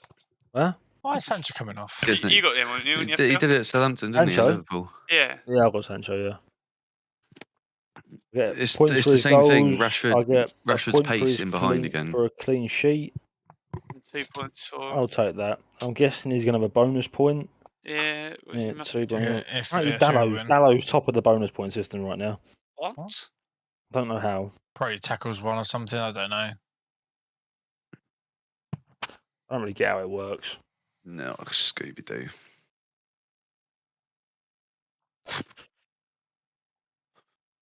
There you go. Turn. Good ball. I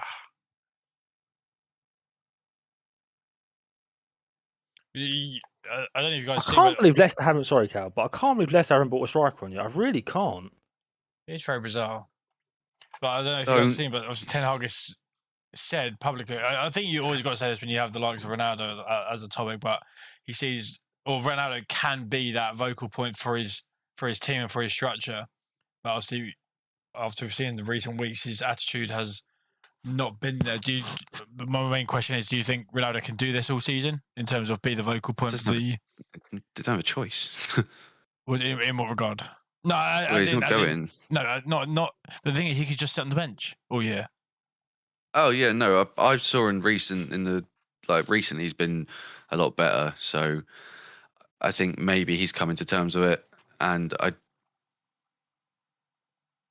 just feel like obviously he wanted to play Champions League football. He don't have long left in his career, but I think he will also come to terms with the situation he's in, and hopefully he's mature enough. Who knows? Well, not even mature enough. His ego is intact enough to do this role. Be interesting to see. Because he can bring a lot off the pitch as well. It's not always just definitely. on the pitch. He can bring a lot. You've seen Gary Neville publicly say that as well, in terms of he's upset, I think is the word he used, that Ronaldo isn't seen to kind of look after his less experienced players. Obviously, you know Ronaldo's done it all, and you kind of would want him to be that leader on and off the pitch. Don't foul there. When times are tough. Foul. I don't think that's a foul. I don't know. He has got the world's largest Adam's apple. He does. Yeah, a defender falls over, then Quite clearly is a foul. I mean, he's backing into him. Where is that he's foul? Not. I don't like it. Up the defender's arse. He had his arm round his other arm. It's always going to get given as a free kick, ain't it? Yeah, for it to say it's always going to be given to that is a free kick are two different things. Nice. Hello. Cool. Imagine celebrating a goal kick like that. Crazy. I like that. Yeah, there's something that's not passion in it. It's exactly what you said about how Arsenal have been this year. Sure, so obsessed, mate. Let go. I'm actually just referencing earlier every sentence that Chaz talks about. It will start or have so with Arsenal. Yeah, at some point last in it. Year. The reason why though is because it's so easy to relate. It's so easy to give examples because you know. That fucking good. No, because it's the team that I keep tabs on the most. Yeah, it just makes it easier to kind of get points across. No, it does. I mean, and with all due respect, Man United are doing what Arsenal are doing. Ours. Yes. So, the one thing that Liverpool win, there's a camera shot of Martinez just celebrating, punching the ground. If that was Maguire, you wouldn't see half of it. And yes, the bar is fucking low for us. Don't get me wrong, but even something small like that can make a big difference. Oh, what a fucking pass! Pick it up. It's clearly not a back pass. Time. Good vibes indeed, Nigel. Watch this be a foul. Yeah. He's an idiot, mate. Get him in the book. No, don't get him in the book. Get him in the fucking dugout. Get him off the pitch. Ran over. It's a brief one, so I allow it. Jamie Vardy's been fucking useless all game. This is my thing. I know I tweeted at the boys' account saying we need a CDM because hey, if Casemiro's injured or something, he's the man again still. How good's your touch? Fuck out the sky. Give that back to your keeper. Do you really give that back to your keeper? You got Bruno on your tail? Yeah. Oh, yeah, he ain't got legs, does he, Bruno? Let's be honest. No, but he's got passion. He's got power. Leicester are so fucking Nothing. shit. Press him. That's not a stat you would want to be seeing. Well, that's the thing. If you showed that before the 50th minute, it would be completely different. But since the 50th minute, we've done fuck all except those few little runs. The rest of it's just been long ball, long ball, long ball. And I get we're trying to get results, but a Leicester team that's been this bad this season, and we saw in the first 50 minutes how bad they actually are. I just still don't get it. But even look now, half the Leicester players don't look like they want to play. And don't get me wrong, I wouldn't either if I've lost 5 in the bounce, but like that's just sloppy communication. Why is it so slow? So I mean, like, there's no one running for each other. Oh my word! It's so bad. Like, Leicester don't want to be there, man. Reminds me of Villa yesterday. There you go. Oh, It's the 73rd. This guy should come on 13 minutes ago. I was going to say He's got 23. 15 minutes to change the game. Good luck. But it goes back to what I was saying pre-game. The only reason why he's left it so late is loyalty to Vardy. Whether you think it's a good decision or not, that's the only reason I think it is that way. What you mean? Yeah. It was brought up. Apparently, Aston Villa have rejected Arsenal's take it or leave it offer. What was it? 25? 25, yeah. What, 25 is flat or with add-ons? 23 plus 2 mil add-ons, I believe. Yeah.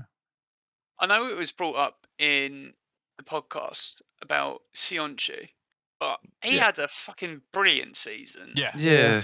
I don't get. I think he played pretty much every game, or give or take every game. Very, very strange. Oh, that is so poor. That is so poor. Right, go to the corner. Oh. Go to the corner? Well done. It's only 5th minute, like mate. Around the man, I meant. Oh, right. Then you go and do that's not a That's not a It's foul. a foul. Shut up. It's a dive. Fucking BN. Yeah. Yeah. It does look more comfortable when he gets the ball. I know it's obvious. Yeah, he's a Casemiro compared to McMuffin, but it does fill me a lot more confidence when he gets the ball or he's going in for a tackle. Okay. Apparently, Alex Crooks just tweeted out how he just made a 25 million bid for Douglas Luiz. I'd like to see, like even Anthony, the Nunes deal. I'd like to know what the add-ons are, like the clauses and everything. Obviously, you never see that, do you? Yeah, we saw it in the Dele Alli deal a little bit because it was basically a free transfer, but this is what you'd have to pay for like appearances and stuff. But I would like to know what the add-ons are, like the criteria. I assume a lot of them are match-based. A lot of them will be reaching certain stages of tournaments or Premier League qualification, and then I assume the other main one will probably be appearances. And then I think I was talking about add-ons. I think obviously James Garner I believe is Here We Go to Everton. 15 mil. I think it's 9 million fixed. I saw that, but then I saw 20%, 15 as well. Yeah, and then a 20% future fee. Sell-on fee. With no buyback clause. I got to do it earlier. I think he made 2 separate runs there. I don't mind this though. This is what I've wanted since the 50th minute. We don't need to force a pass. I'm okay with the ball. Well, I was going to say in their third, but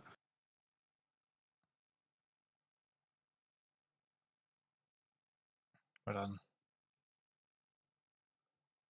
Yeah, as you say, at this point in the game, you just want to see United control the last 15 minutes. Yeah, but why my heart rate's been as high as it is for the last however long. Oh.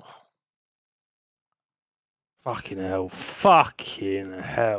They are shit. Like, you think you've got the likes of Rashford, Ronaldo, Eriksen, Bruno around your penalty box. You don't take that much time to get rid of it. This team are fucking dog wank. Don't you dare give a foul. Fuck off. That's fucking pathetic. Jesus Christ. They must have a fucking Arsenal crest, mate. Oh, I hate it. Defender. Oh, ow, ref. Help. Wait, has he just held his chest?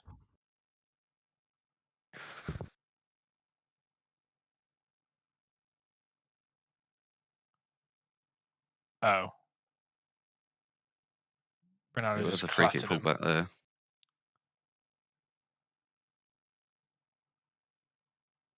McMuffin should fall over there. I think he just got winded. Pretty stupid. What?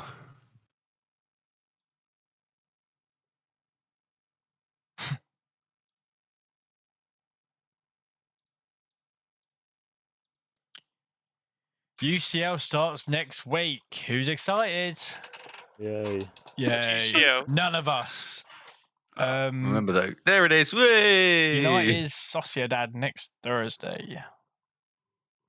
We said it yesterday, but football games are going to be coming thick and thin. Yeah, it's going to be between now and the end of the calendar year. It's going to be a busy period for football. And hey, make sure you subscribe to catch up all the action. Down below, Not we're just Premier League, so close. Europa League, Champions League, World Cup, Carabao Cup, FA Cup. Is there any other cups? No, that might be it. Up the Spurs. No, what the hell? Oh, Spurs are playing Champions League. No, I get it. What are the English team? Yeah. United. No, Liverpool, sorry. City, Chelsea. Liverpool. Oh, yeah. Chelsea. Yeah, that makes sense. That would make sense. Yeah, Spurs are going to win it. Champions League. Arsenal win the league. What? No. United win the league. You can win the Europa League.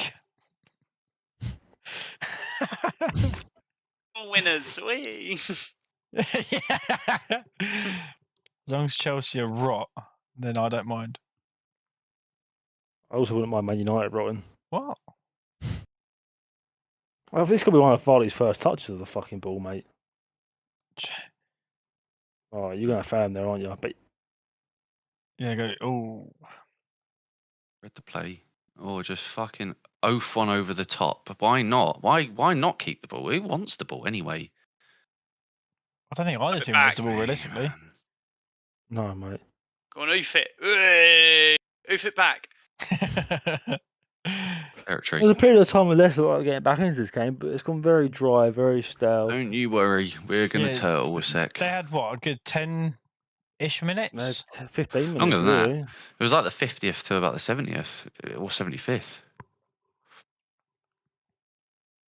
75th. You're off your rocker. No.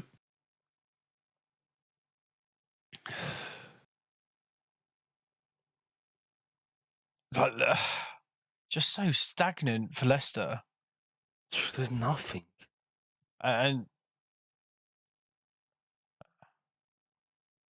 Don't you tit. mate, I hate this Scottish McTominay. I don't know why. Someone help him. Scottish McTominay. Yeah, as if there's an English McTominay comparison.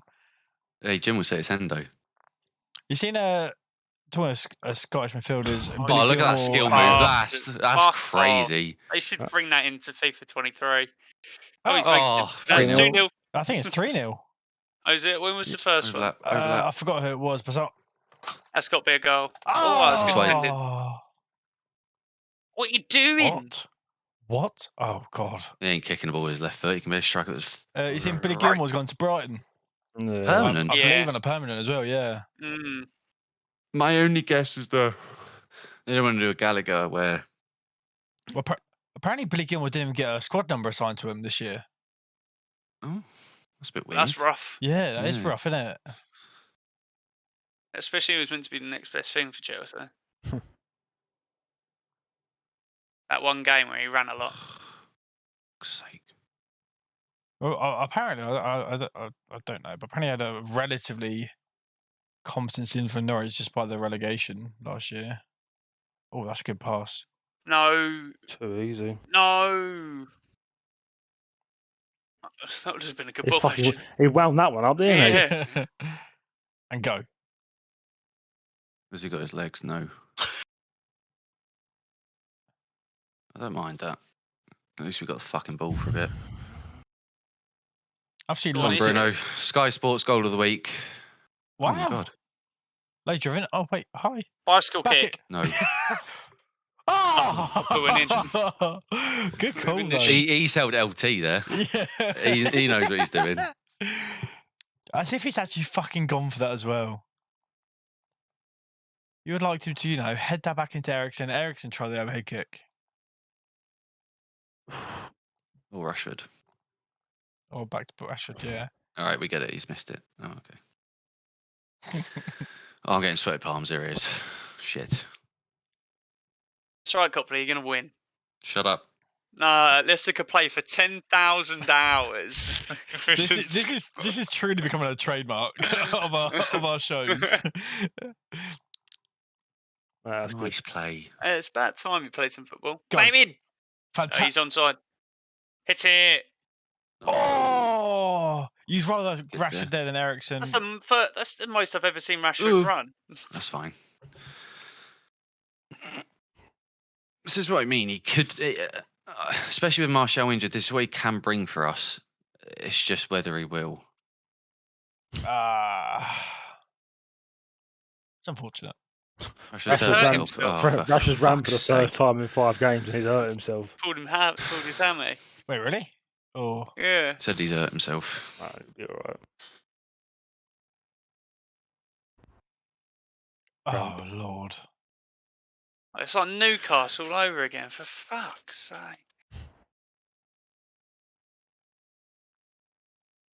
Okay, that's absolute mask man. Fred is warming up. Fred again. Fred again.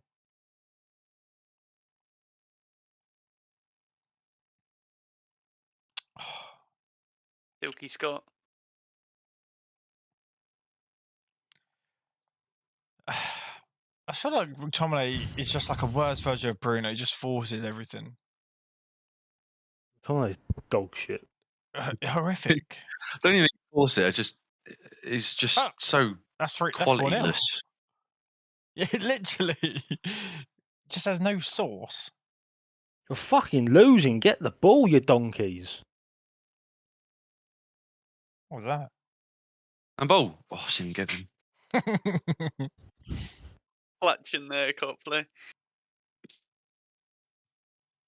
wonder who comes on for Fred. Oh, for Fred, sorry. I see McTominay. I fucking hope McTominay. Yeah, Rashford or Bruno. You say no to me? Yeah, I don't know why. I mean, maybe, but I don't know why you would when you're 1-0 up with 5 minutes to go. What, take on McTominay? Yeah. For Fred? Yeah, Yeah.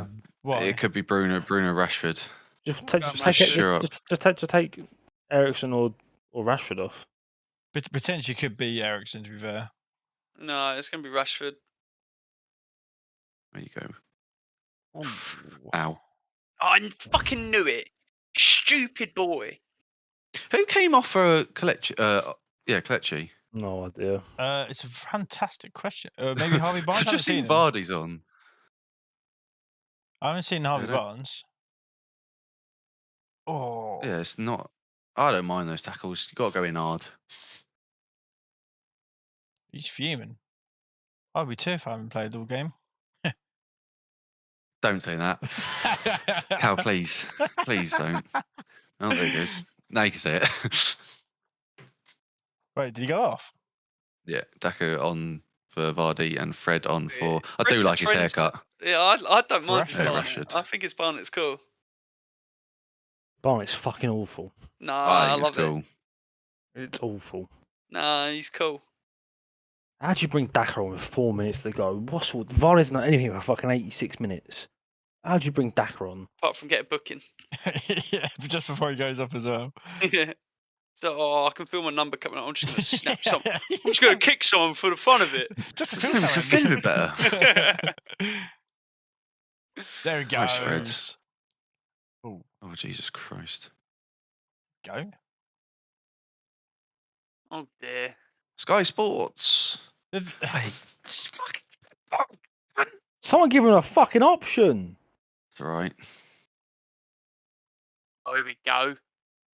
He's hurt his back. It takes him a long time to get down, Aaron, right? Oh, God, ref. No, was it, ref? Fucking hell, there we go. Go on, kick it forward. You wouldn't dare. Oh, boy.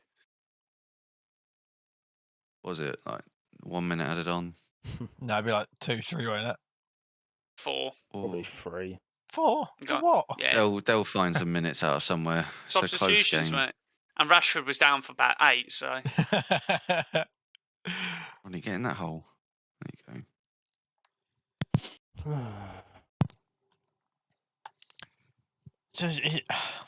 Jamie Vardy, your wife is a slag. Oh, Lord. Well, she lost a court battle with Colleen, Yeah. didn't she? Colleen, Yeah. Colleen. Oh, they're chanting Rooney now. Are they? Yeah. This Football Leicester team are fans. fucked, mate. They've got absolutely fucking nothing. They What's rely Massing on a been booked? fucking Madison Weld. Oh, fuck knows, mate. They rely on a Madison Weld that game in, game out. Like, It's that. it's just woeful. It's not even basic football. Yeah, they should buy quickly. McTominay? Oh, They suit him perfectly. Please take him. turn, drive. Oh my fucking word. Yeah, McTominay would fit in nicely in this team, you know. Oh, Good down line. There we go. He gets. Oh, maybe not. Bruno's still going. Look at the back stick. Mm. Oh! oh, what a finish that would have been. Oh! It's Their best clutchy chance, as well. probably. You mate, Bruno has run ragged today. It's one thing he does do, to be fair to him, he does put in a few yards. I think he does just work hard. I think, as we've said previously, he just tries too hard for that special goal or that special pass or Moment. yeah, just that moment of He's the still match playing. where He's still playing for Moment FC. yeah.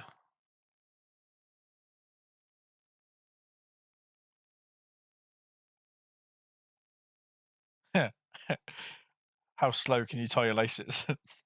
4 minutes at a time. That is bollocks.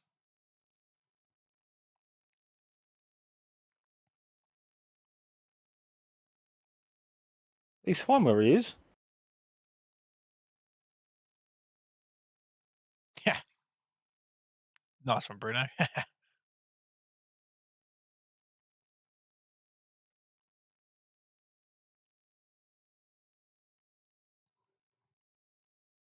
Player of the match, Christian Eriksen. Let's be real, I right? You know what? They've fucking- been shit. They've got the job done, as you would say.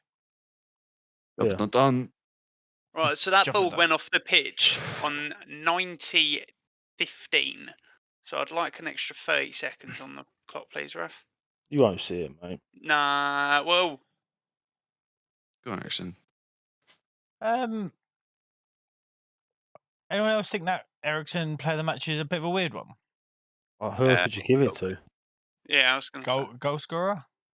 Or not that he did Well, anything mate, other Sancho than was score, no. but Sancho was non-existent. Out wide. I Oh, dear. personally would give it to Bruno. Personally, Yeah.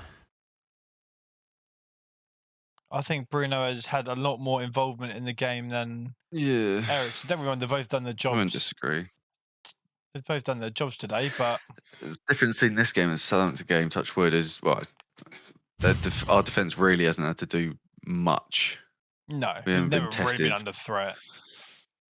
Go. It was more, not really, no. It was more just that kind of shot. They had that one chance where it ping-ponged a little bit in the box, but apart from that, it was their free probably kicks. their biggest chances have both been from free kicks. Another 30 seconds wasted. Fuck me, you lot get away with it, don't you? What? Every club does it, mate. Shut up. Shh. Honestly, you are starting to wind me up a little bit. That bad hairline of yours. Hey, you can't see it. Can't see it. Doesn't exist. Come on. Exactly. Oh, it's going to be a long minute and a half, innit?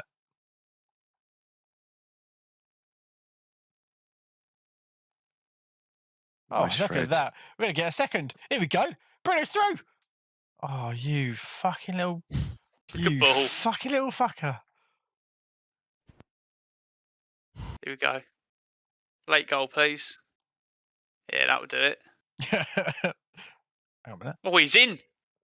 Oh, thank the fucking Lord that was James Justin. Fucking hell, mate. Dear fucking Lord. Dear Lord, that is shambolic. Yeah, you got to do better there. You have to hit the target. You have to score, mate.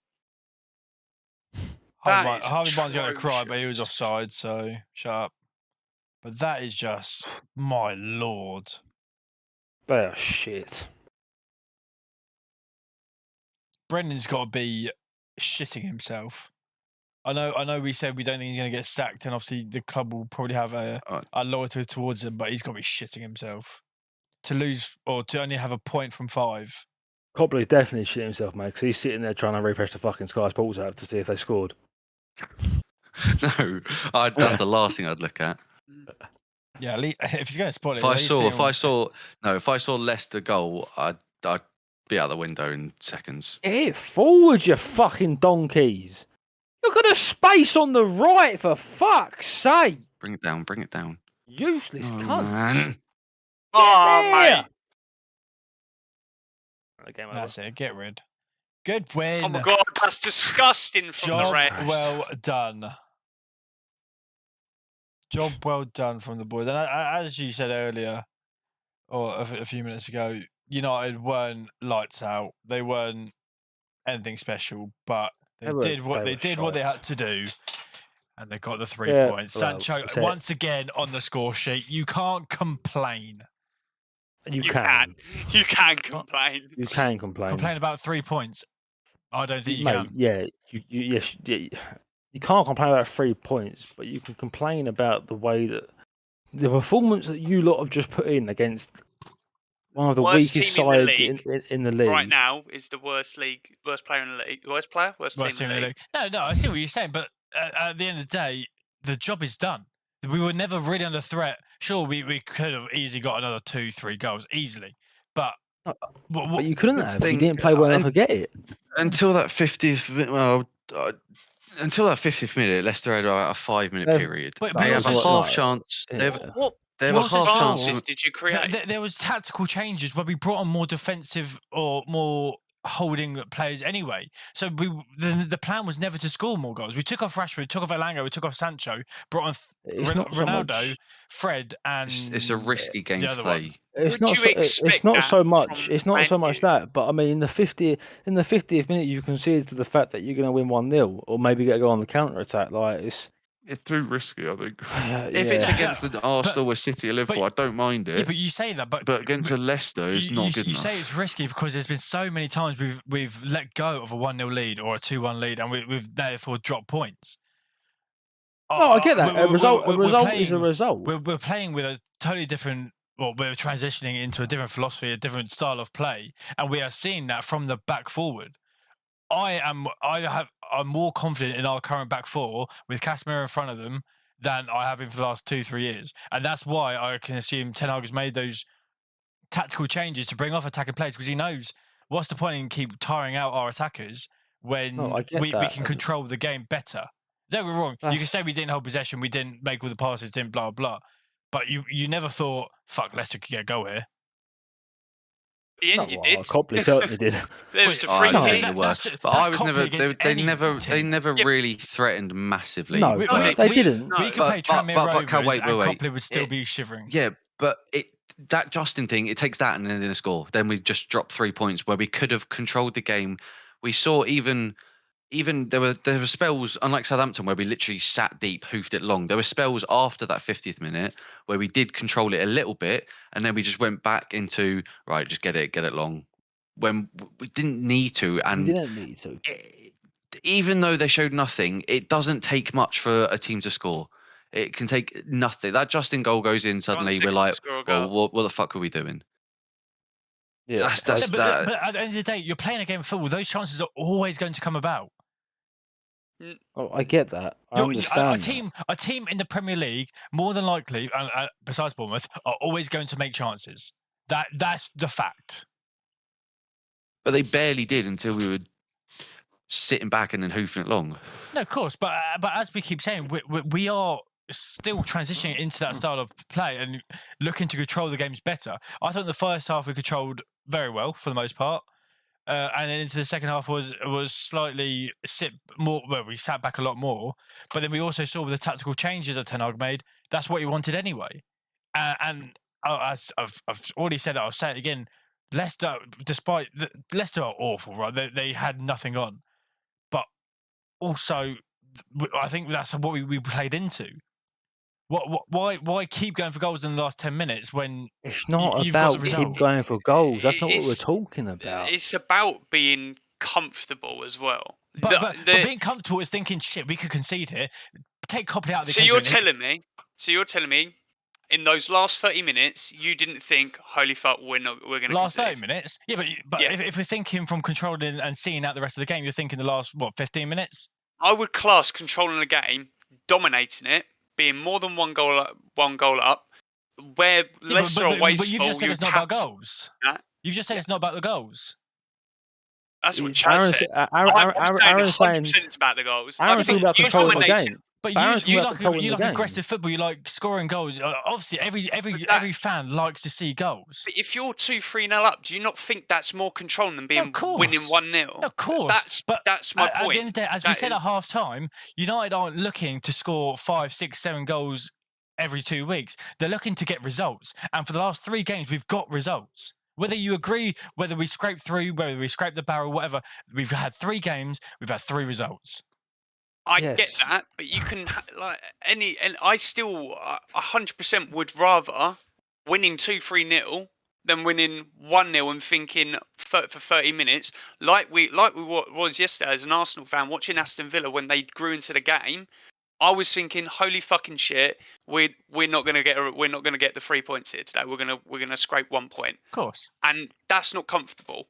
That's not controlling. But then you look at the complete opposite side. As I said earlier, there wasn't a chance where we thought, besides the free kicks, we thought, fuck, we could be in a lot of trouble here. Besides that last James Justin, sorry. I get that. We may not have an 80% possession, but we're comfortable in the fact that we trust the team or the 11 players of the pitch trust each other, where they can cover each other and not concede more than that James Justin at the end there. Yeah. So in that sense, we're comfortable defensively. Sure, everyone would love to see 2, 3, 4-0 games. Of course you would, because as football, goals is what you're waiting for, 100%. But at the end, again, 3 points are 3 points. You're at this stage, there is only 2 teams. At this current stage, there's 2 teams you're thinking they play good football, and for me, that is Man City and Arsenal right now. A few others. Brighton, Palace. But you wouldn't think, you don't watch them play 90 minutes and think that is some beautiful football they're playing right now. I watch Palace play, and whenever I watch them, I enjoy watching Palace. Yeah, right. The thing is, I get what you're both saying, but there's also ways we can go about it. The way when we got to their third and we were just knocking it about, is completely different way of controlling a 1-0 win than sitting back and hoofing it long. But we don't have to win 2 or 3-0, but there's also a different way of going about it. We saw iterations of that as well, though. What I'm saying is you look at today, you look at the Southampton game, and probably the last game as well. You seem to get to a point in the game where you just start to turtle, and it just inviting pressure. You do invite pressure, and Southampton were playing good football, so the pressure was maybe a bit more accepted, but against this Leicester team, the big difference between Southampton Leicester is Southampton controlled that midfield. So we were literally sitting back, hoof up to Elanga, hoof up to Rashford, and hope we can get a counter-attacking goal, which obviously never came. With Leicester, which what kind of Copley was saying is, we would have, in an ideal world, you would like to have controlled the game, not on the outside of our box. Rather at the other end of the pitch. I think 3 points is 3 points, but in regards to you playing one of the worst teams in the league, I think it was very negative, in my opinion. But you also hate United, so I'll tell you with a pinch of salt. Well, no, I wouldn't say that's the thing at all. Would you say you just saw a positive performance against one of the worst teams in the league? I saw a well-grinded out result.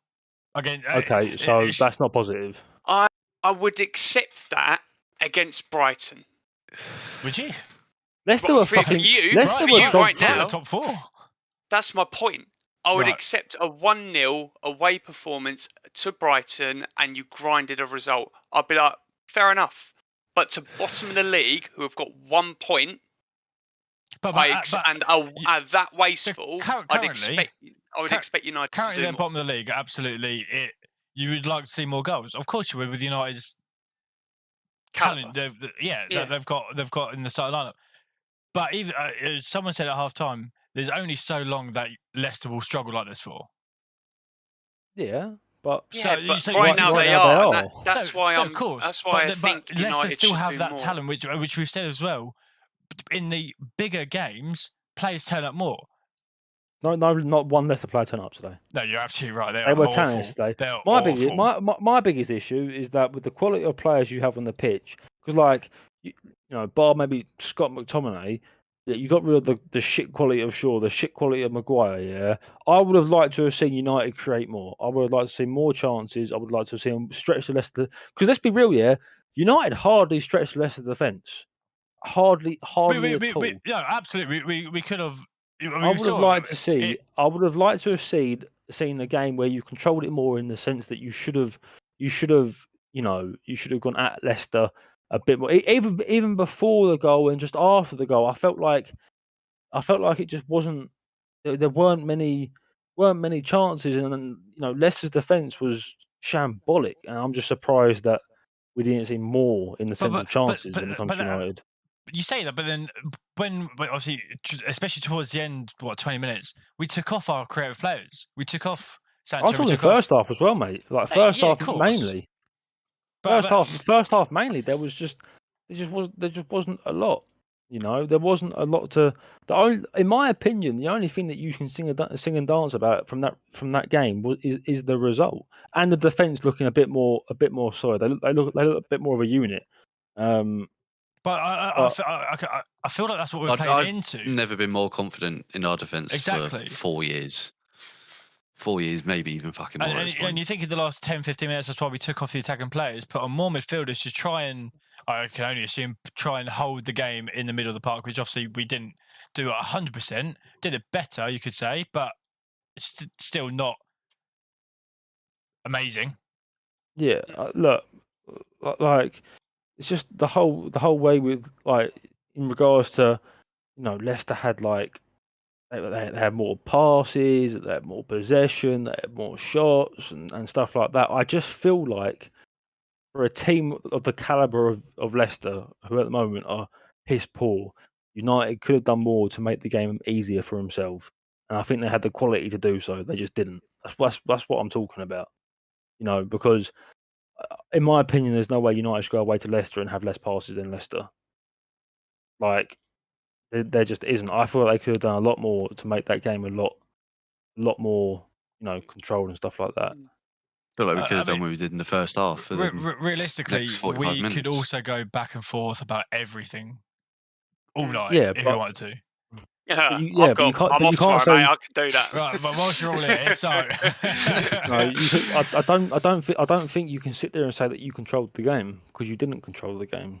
But it depends what you look. If you're looking at control possession or passes, sure. As I've got the stats up here, they had 53% possession and 100 odd, just under 100 more touches, and 60, 70 more passes. Right. So sure, the stats. Leicester controlled the game. Leicester probably deserved to win. You just watched the 90 minutes. No. You just Leicester watched the 90 minutes, and they weren't even close to scoring. Leicester did not deserve to win.